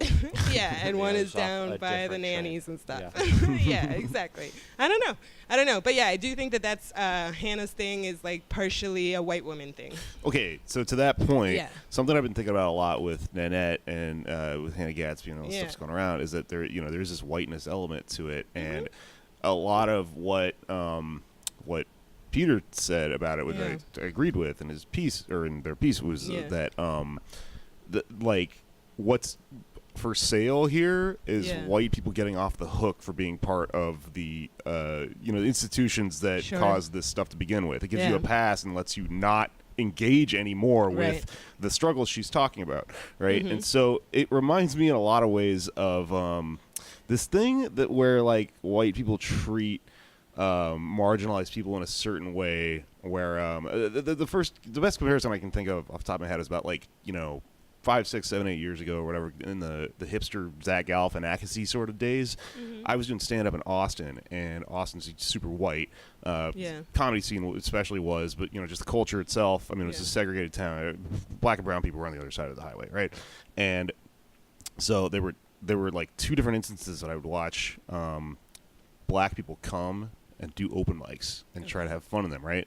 And a couple, like the first one was these kids from Houston Tillotson, which is this black college there, and they were like, fucking hood, like they're kids from a black neighborhood or whatever. Side of the highway, We'd come up and everybody would kind of sit through it, and a lot of people back then, especially because a long time ago, would openly have like disdain for it as like, oh, this isn't comedy, right? This is like, oh, this is like, this is like our smart stuff. Then you'd watch like some guy with like a fucking sweater and a big friendly afro and stuff do like absurdist shit, and everyone would immediately like, excuse their racism against the other person by going like, see, I like black people, right? Like I'm getting something that's like currency out of this by being like, I'm friends with this guy, I like this guy, and it's like, well, you don't like black culture though, because that was the thing that you didn't like about the other one, right? And so with like Hannah Gadsby, I think she's kind of offering people that on a level. She's giving them this like bougie white like approach, like to an exit queer stuff. Yeah, that's true. I mean,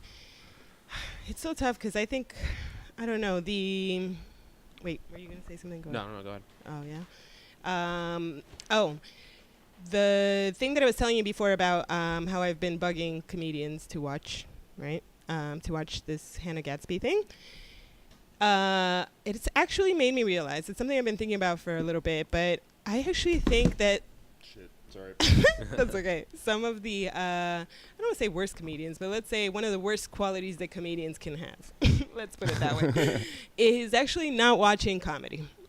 Right? Yeah. I hate watching it now. I know. And listen, here's the thing. I understand because I've heard it all from all kinds of comics at every level where it's like, I don't want to watch so-and-so because I don't want to be influenced. I don't want their ideas or their sound to seep into mine. I just don't enjoy it. You just don't like comedy anymore. Exactly. So it's like a bunch. Exactly. And I've had a lot just be like, I just don't like it. I like doing it, but I don't want to watch it. And I'm like, great. But it also means that you're operating in a vacuum where you are not aware of what your peers are doing, And like on Twitter, it's so fucking blatant when everybody just does the same joke about whatever the thing is. And I'm like, oh, you never read your Twitter.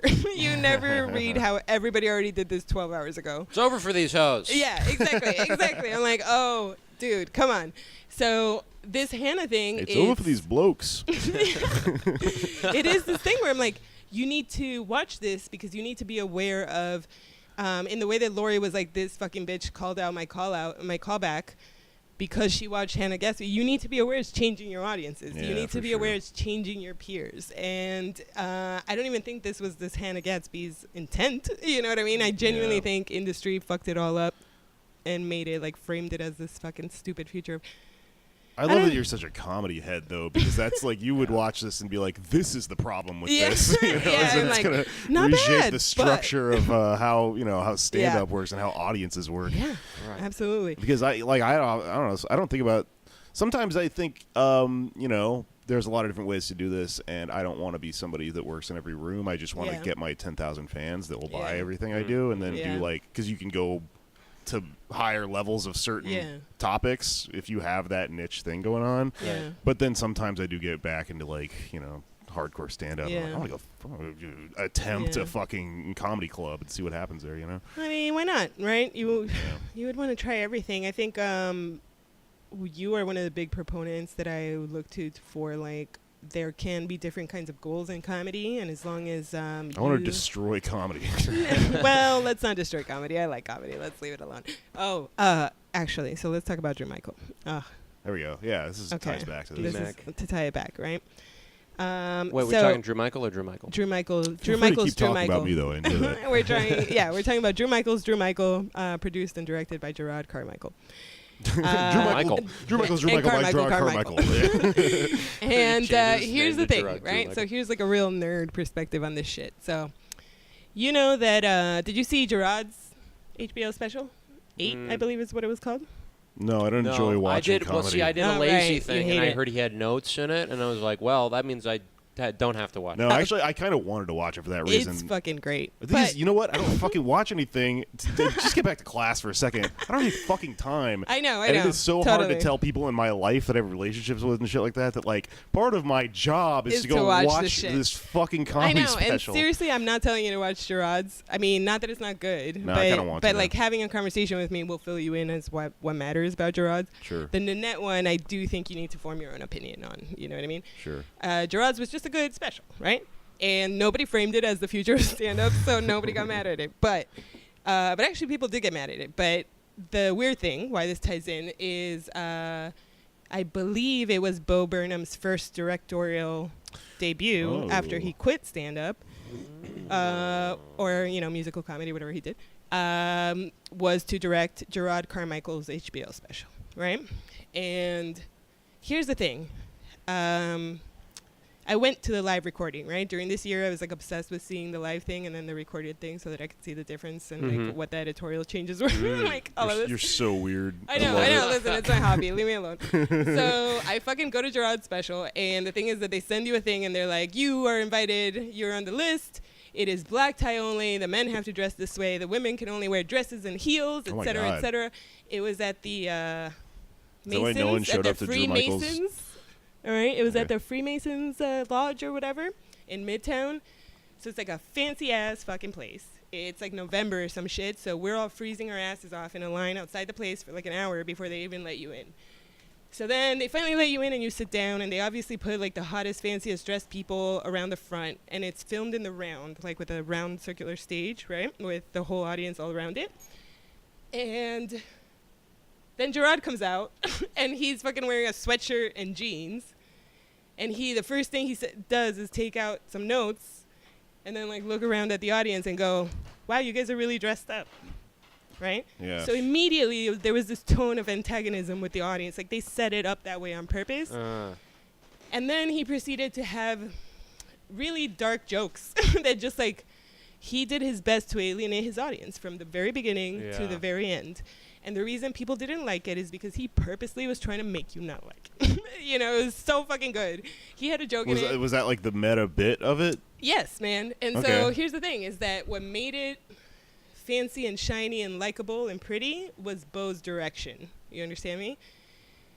what happened with Drew's. All right, I'm gonna come back to that. Okay, what happened with Drew's, in my opinion, is it's real weird to take one lofty, intellectual, kind of unlikable person and have them be directed by another lofty, intellectual, unlikable person.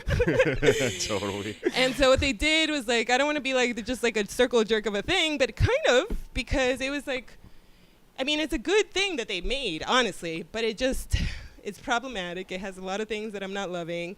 And then for you to frame it as the future of stand-up is psychotic. Like, right? It's the future of vlogging. I think for sure. Yeah, like video okay. blogs Exactly. are going to have more production value from now Yes. on. Yeah. It's not Guys just that going to are- be somebody sitting in front of their radiator, Yeah. There's gonna be a guy burning a pair of Nikes, but it's shot just like incredibly big dark Exactly. warehouse, and Well, a light turns on and shit. And here's what's offensive about taking out the audience, right? Is that, I mean, all right, you guys might not agree with me because I think Bo and Make Happy addresses this point very well, but the contention between the performer and the audience of the fact that the performer is doing this for your approval, wants your approval, is presenting you with their art for their approval, but then your reaction, if it's not appropriate, if it's not the one they wanted, is going to anger them, and then if your performance wasn't the one that they wanted, that's going to anger your audience. So it is this like contentious love-hate relationship of constant feedback, right? Yeah. And the art of stand-up is in this constant feedback loop being reacted to immediately, right? Like you fucking do a joke, you get feedback, people didn't laugh. Maybe if I change this word, you get up the next night somewhere else, you change the thing. It's like a constant feedback loop. So for Drew and Gerard to present this thing where you took out the feedback loop, like you took out the other half of the loop, and now it's just you preaching at me, and on top of that, instead of a stool with your drink on it, you have a disembodied woman who has no name. She has no name, no job, no purpose other than She's to exist. British for I some thought she was reason. Australian, no? Oh my god! Oh my god! I don't know. She's Nanette. Yeah, I don't know. There was people who were like, they knew her name. I guess she's an actress in something. I don't know. Oh. She's an actual actress somewhere or something. I Oh, don't she's know. just an actress in Drew Michael. Yeah. But it I just was Ian Drew Michael. She can say. What did you guys think about that woman character in that Drew Michael thing? Yeah, I agree. It was. You liked it, Anders? Or no? You loved it? You're like, I need me a woman in a little window that's always there. Well, here's the thing that could have been redeeming about her is at the end they have her say what I'm sure a lot of people, most people were thinking during the special, which is just so self-indulgent and gross. And what I didn't like is that they threw that in as kind of a poison pill. Right. Instead of having that up front and having him trying to take that head on, he just throws it in at the end to kind of have you feel sorry for him. Yep. To inoculate. Inoculation. Against because if it had just she stayed into him the whole time, it would have been the most unlikable thing of all time. But even then, it doesn't resolve the fact, like it doesn't give her 3 dimensions. You know what I mean? No. She's still yeah, just... well, if they had given her dimension along with that, and she had said, well, this is the reason why me, as a... And that could have been a nice commentary on being a straight white dude who's being a comedian, because we're still going to exist. It would have been cool if it blew up meta style and then she was doing stand-up. Yeah. Just aimlessly walking around in the background. He's in the green room while she's doing a set. Yeah. I want to throw out my idea that I worked out with another comic via inappropriate DMs, so I'm not going to credit him. Inappropriate Drew Michaels. Yeah. But we were thinking it would be really good if the woman had been like a hot older woman the whole time, and then at the end it turns out she's his mom and she's like disappointed in him. That would have tied it all together nicely, because it would have been like, this is the figment of your mom in your head talking to you all. I don't know. Let me ask you this. As performers, right? Because, so again, it's funny because to me I see a lot of parallels all the time in comedy and all kind of art forms, right? So it's very interesting to me that it's Gerard and Drew on this, because if you remember, Gerard's first HBO special was directed by Spike Lee. Do you remember that? I remember hearing about it. I don't know. I never watched it. I'll be honest. Ooh, right? The tables have turned. I know. But also, look, I am highly more loyal to the East Coast of comedy. We all have our excuses. Yes. Why so that we was don't my consume excuse. It's like, all I'm of the busy. media. I got a lot of people. Like, I think at that year, all the half hours were New York people. So I'm sorry, I don't have time. So I didn't watch it. But also I didn't watch it because above and beyond most people, like the critical response was it's really, really bad, right? And I remember thinking, like, I'm not going to watch it because this dude has been doing comedy for, like, a fucking minute amount of years. He shouldn't have had this special. I remember this. That was kind of the point. It was like, oh, look at this guy. He shot Brand up. new, exactly. That's the big myth everyone loves to buy into. Exactly. Oh, we got a fucking Childish Gambino on our hands. Yes. This was the one with the notes. No. Oh, okay. That was Gotcha. the second one he did notes. But here's the thing, right? So by the second one, he was seasoned. He did have a point of view. He had a good arc. So again, I'm saying this without having seen the first one. But what I see similar is Spike Lee went to Gerard Carmichael and was like, I saw you at a club. I think you're fucking brilliant. I think you're going to be great. I want to give you this special and I'll direct it and you'll shoot up and you'll do whatever. And at the time, people were like, oh, he shouldn't have done that. Could you say no to that, right? Oh, Same yeah, thing. Of course not. Gerard Carmichael had a TV show, does all this stuff, goes to Drew Michael and says, I think you're great, man. I want to do this fucking weird special. What if we did it like this? And part of me is like, don't you think it kind of sucks for Drew that this had to be his first way to be seen? Yeah. Instead of really entirely his own voice? I agree with you, but I can hear a billion people like, but you didn't say that about women. And it's like... No, because Nanette... sorry. I just feel like I have this weird thing with Drew Michael where I think me and him are kind of similar in a lot of ways. Yeah. We got like cast to roast battle each other one time, and I was like, okay. "Oh, I get it. I get it. No, I get it. I see. You know? And so when I watched him, I was like, when I watched the special, I mean, I was like going into it like, "What the fuck is this?" And then the more I watched it, I was like, "This is directed really awesome," and it's like. Yeah, it seems like it's missing a huge chunk. It seems like it's B-roll of like you would have spliced this into a movie that the movie's not there or whatever. But I was watching it was like I also would have made this at some point in my life. Yeah. Like I may have even been the director. Like I was like I get what they're going for here. But and it this shouldn't have speaks been your to first thing. Well, also I just was like. I maybe wouldn't. Maybe the problem is what a special is because like I don't think it really functioned as a thing of like look everyone rando audience people that don't know who this is should watch this. Yeah. But if I was a niche like musician or something like that where things are more you seek out the artists, I was like this is kind of like.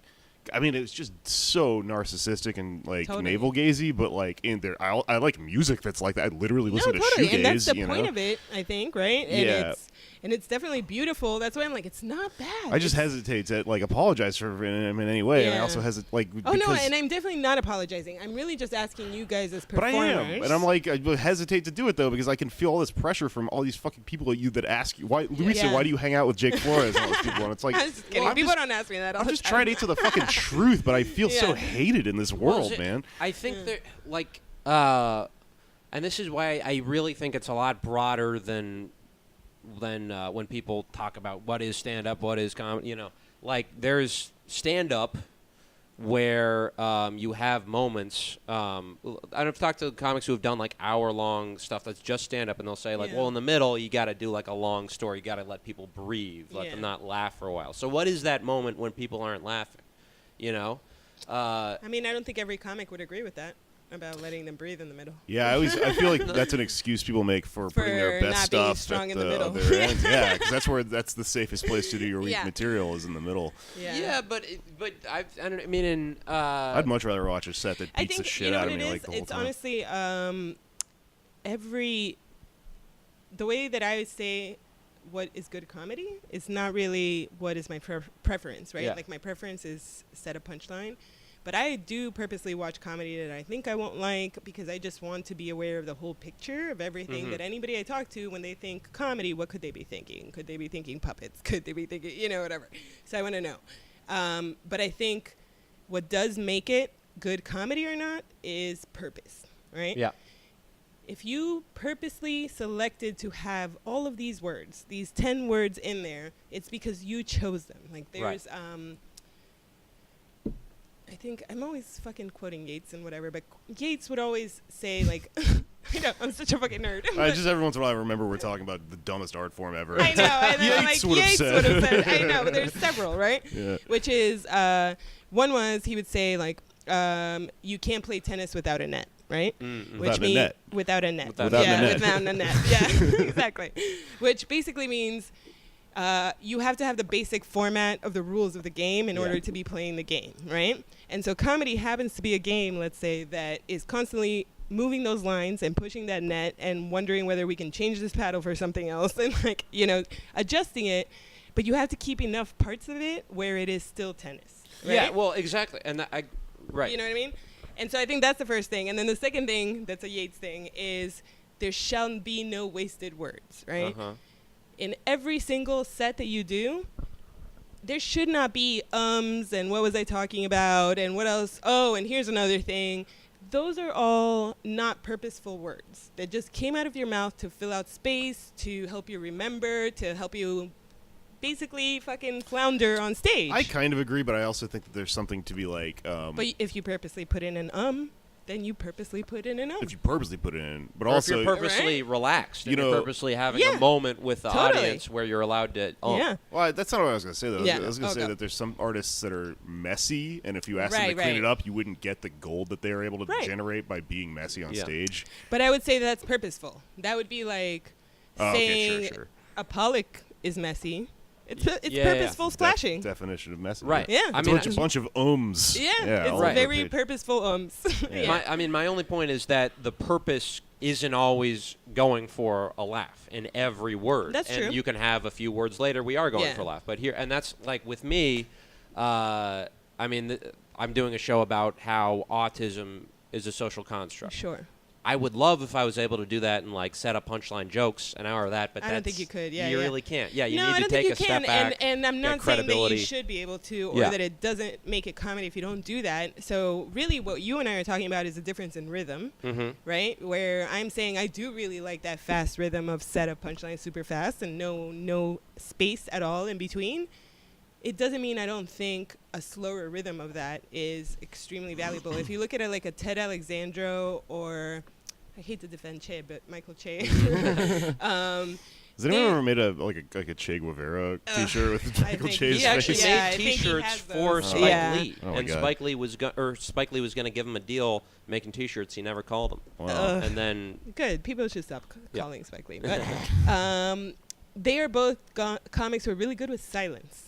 You know, who are really good with just like staying silent on the stage, just looking at the audience for 45 seconds of their whole set. And they're just like, yeah, no, I'm not stressed.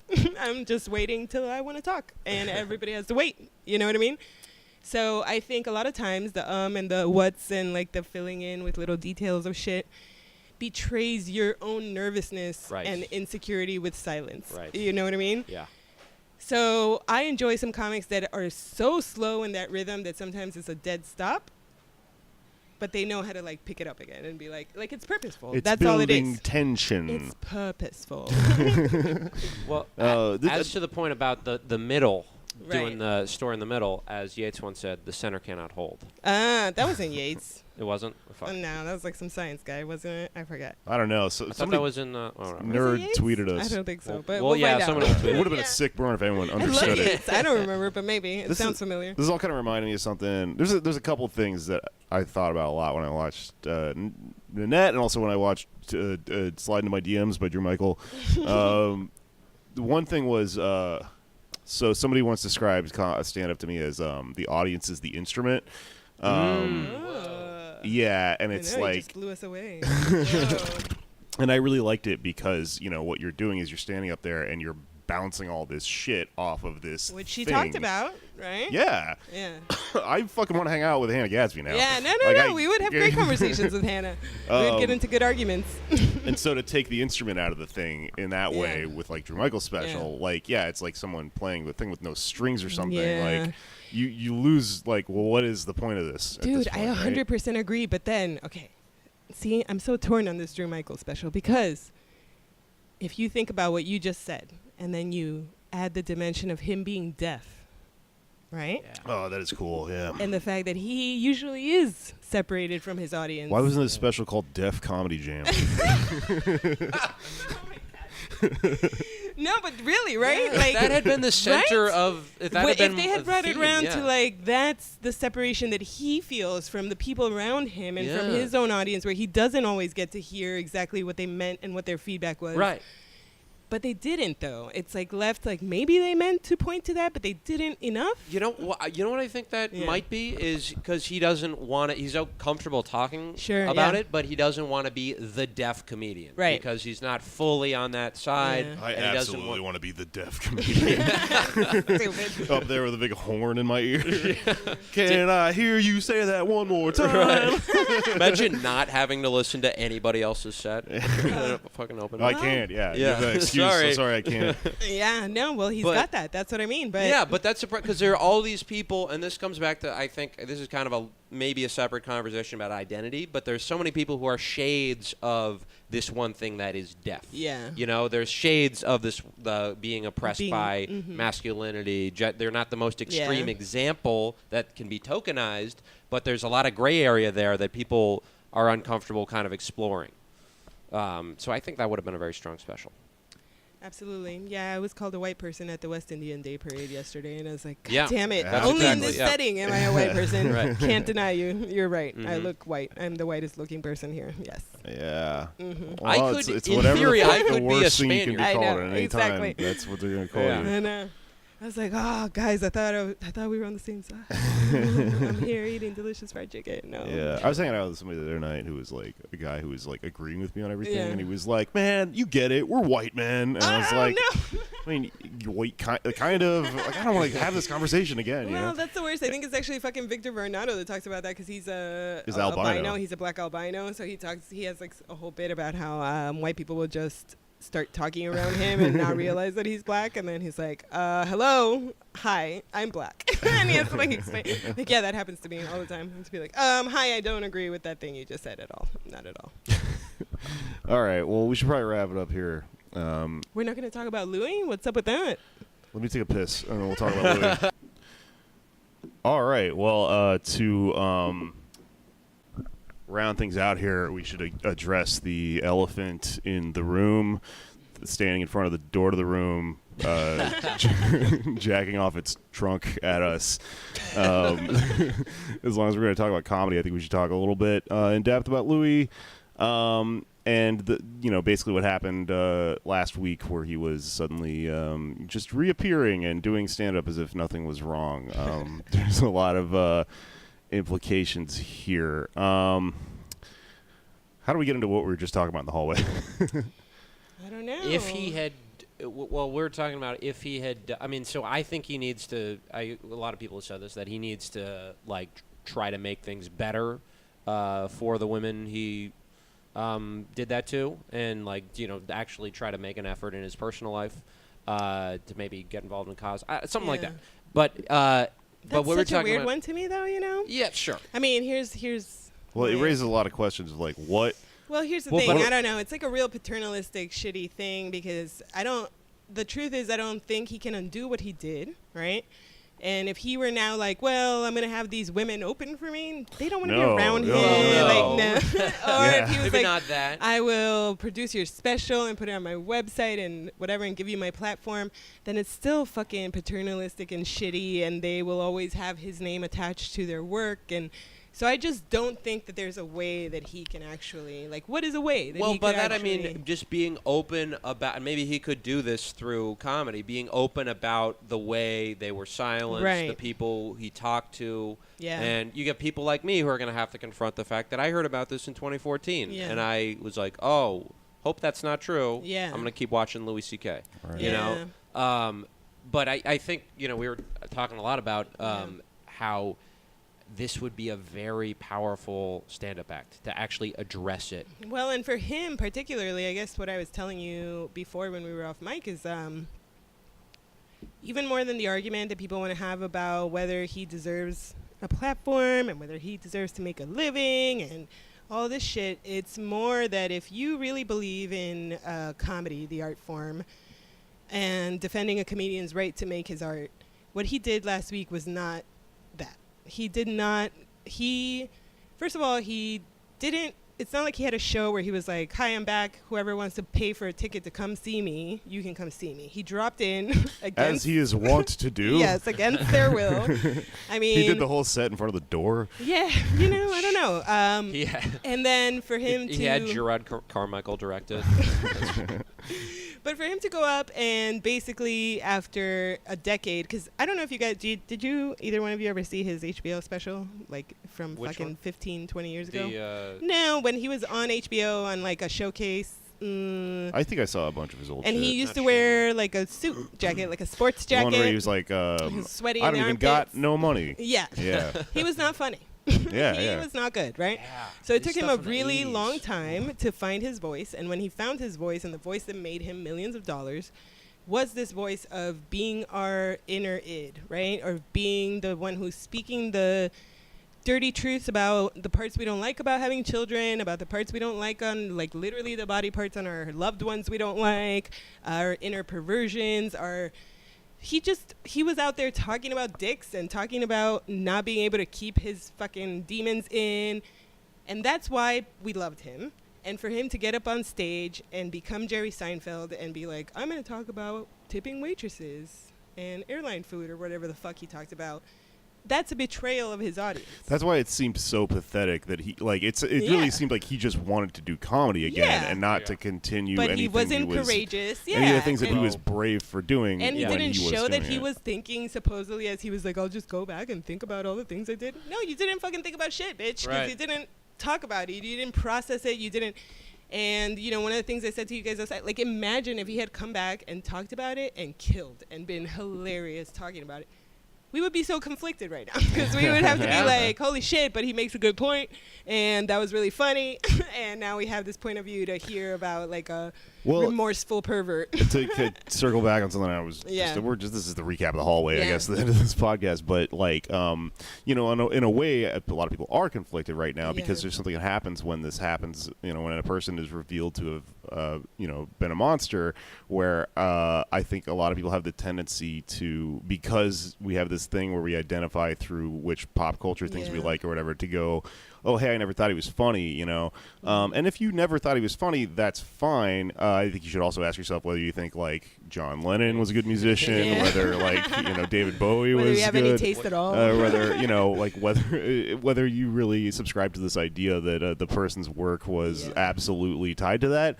But it's causing, you know, a lot of things to happen with looking back on his material. And I think there's a split where a lot of people feel rightfully betrayed by some of the things that he was saying because they were predicated on the idea that he felt like a monster, but he wasn't one. Yeah. And so now when you go back and watch that stuff, it's going to be like, oh no, this guy was lying, right? But there is some stuff where he, like, part of what I thought was interesting about what he was doing was that he was sort of talking about being a monster.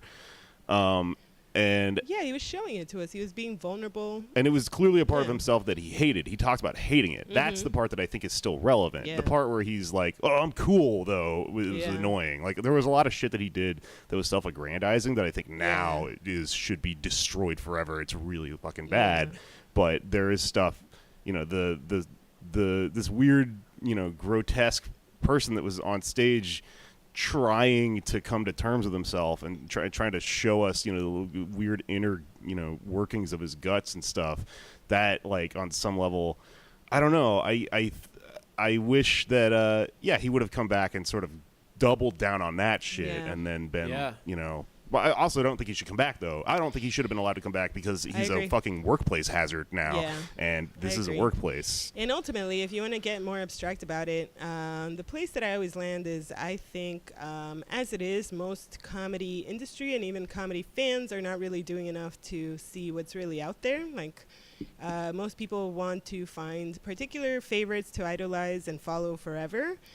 And I do think that fans and bookers alike, you have to get past that and realize when your favorite is no longer viable and is no longer working and is no longer funny, there are literally hundreds and hundreds of comedians out there who are working really fucking hard and who are very funny and who are very likable and talking about new different things that 45 or however old Louis is not talking about.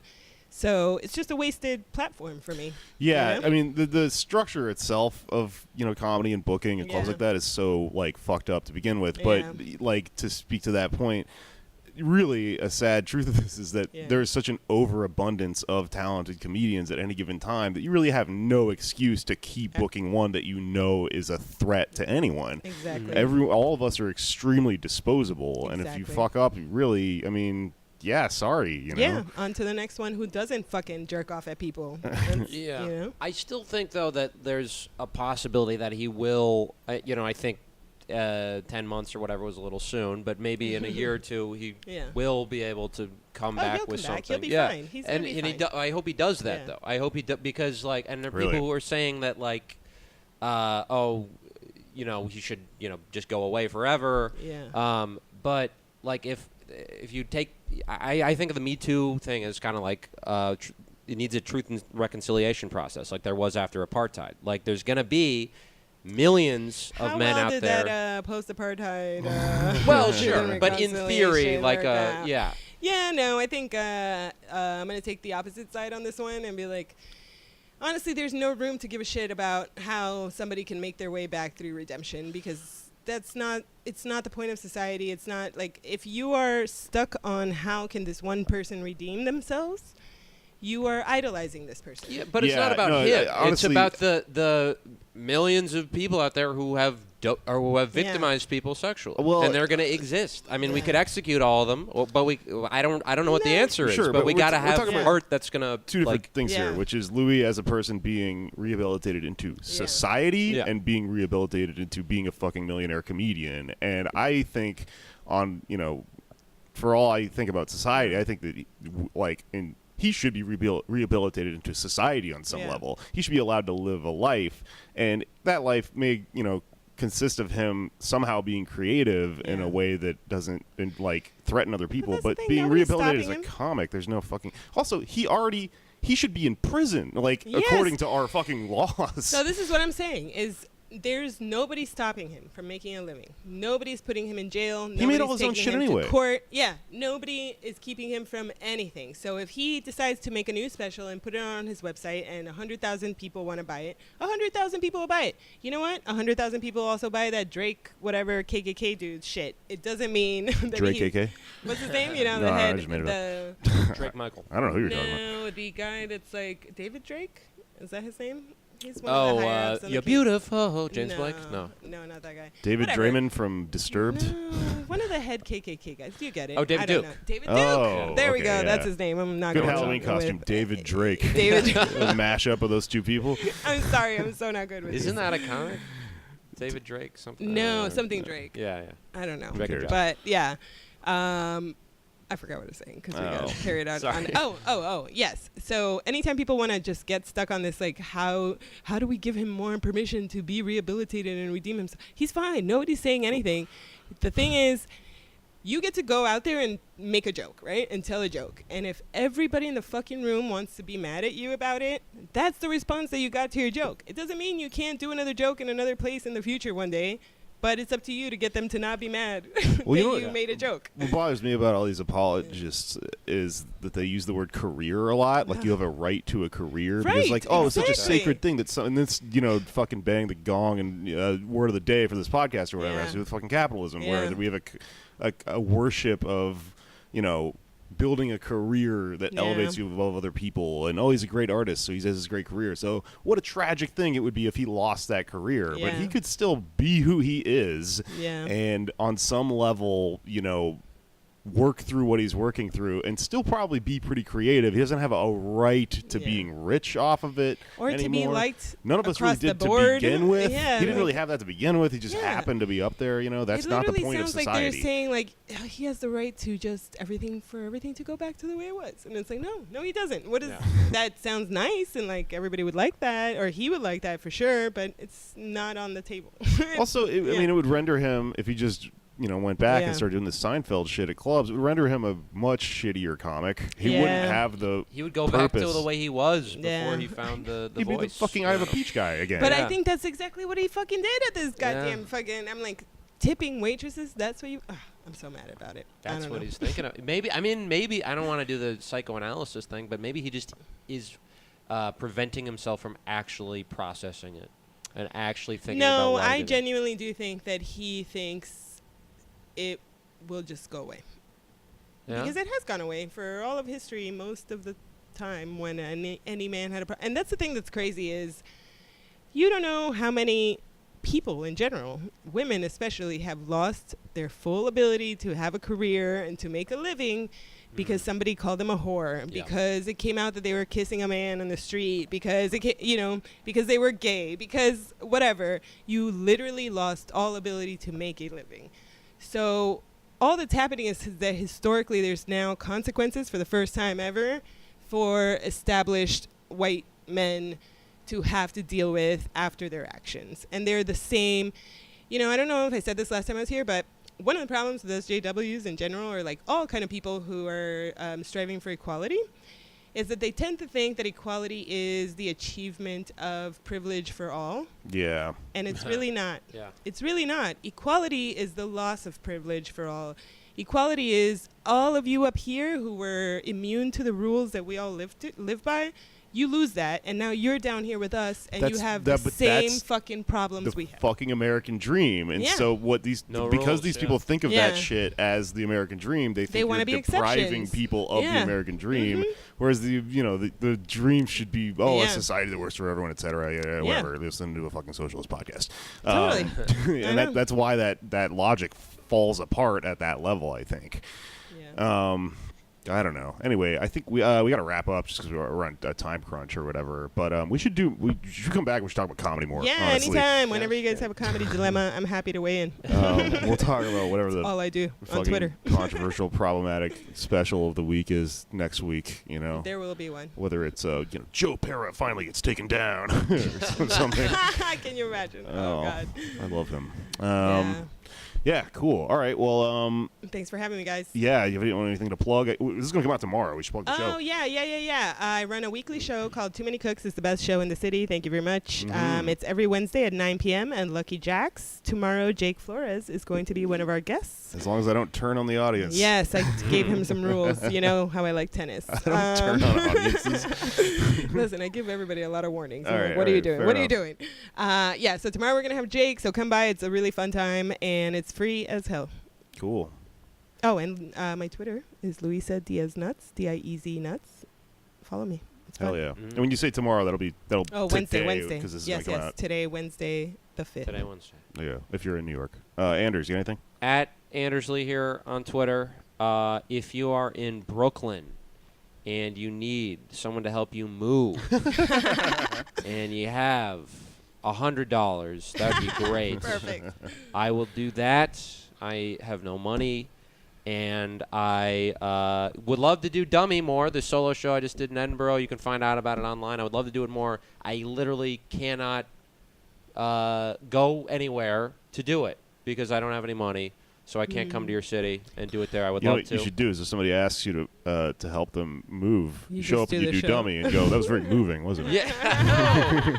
I watched Dummy. It was great. It was very moving. Right? What is moving? Huh? This is the future of moving. Yeah. Film it. Yeah. It's a future comedy. Cool. All right. Well, I'm Jake Flores. I'm a host of this podcast. You know who I am. My pinned tweet has all my upcoming dates on it. Obviously, I'll be at Too Many Cooks today as this is coming out in Manhattan. Check up with me for tour dates. I always put on my pinned tweet. Listen to the podcast. Sign up for the Patreon. Again, just to talk about something real quick before I get out of here. That thing that happened a month ago where Patreon booted a bunch of people fucking happened again. So if you got booted and you're having issues with your bank that they haven't resolved yet, hit me up. DM me. Email poddamnamerica@gmail.com. You have an email? Yeah. I'll just send you the files until we figure this shit out. But thanks to everyone that's been fucking subscribing, listening to the show in general, listening to the Patreon episodes. I'm really excited. We've been growing a lot, and I keep meeting you guys at shows, and it's very fucking cool. I'm very stoked about it. Good night, and have your pets spayed and neutered or something. I don't know. That's the end of the show.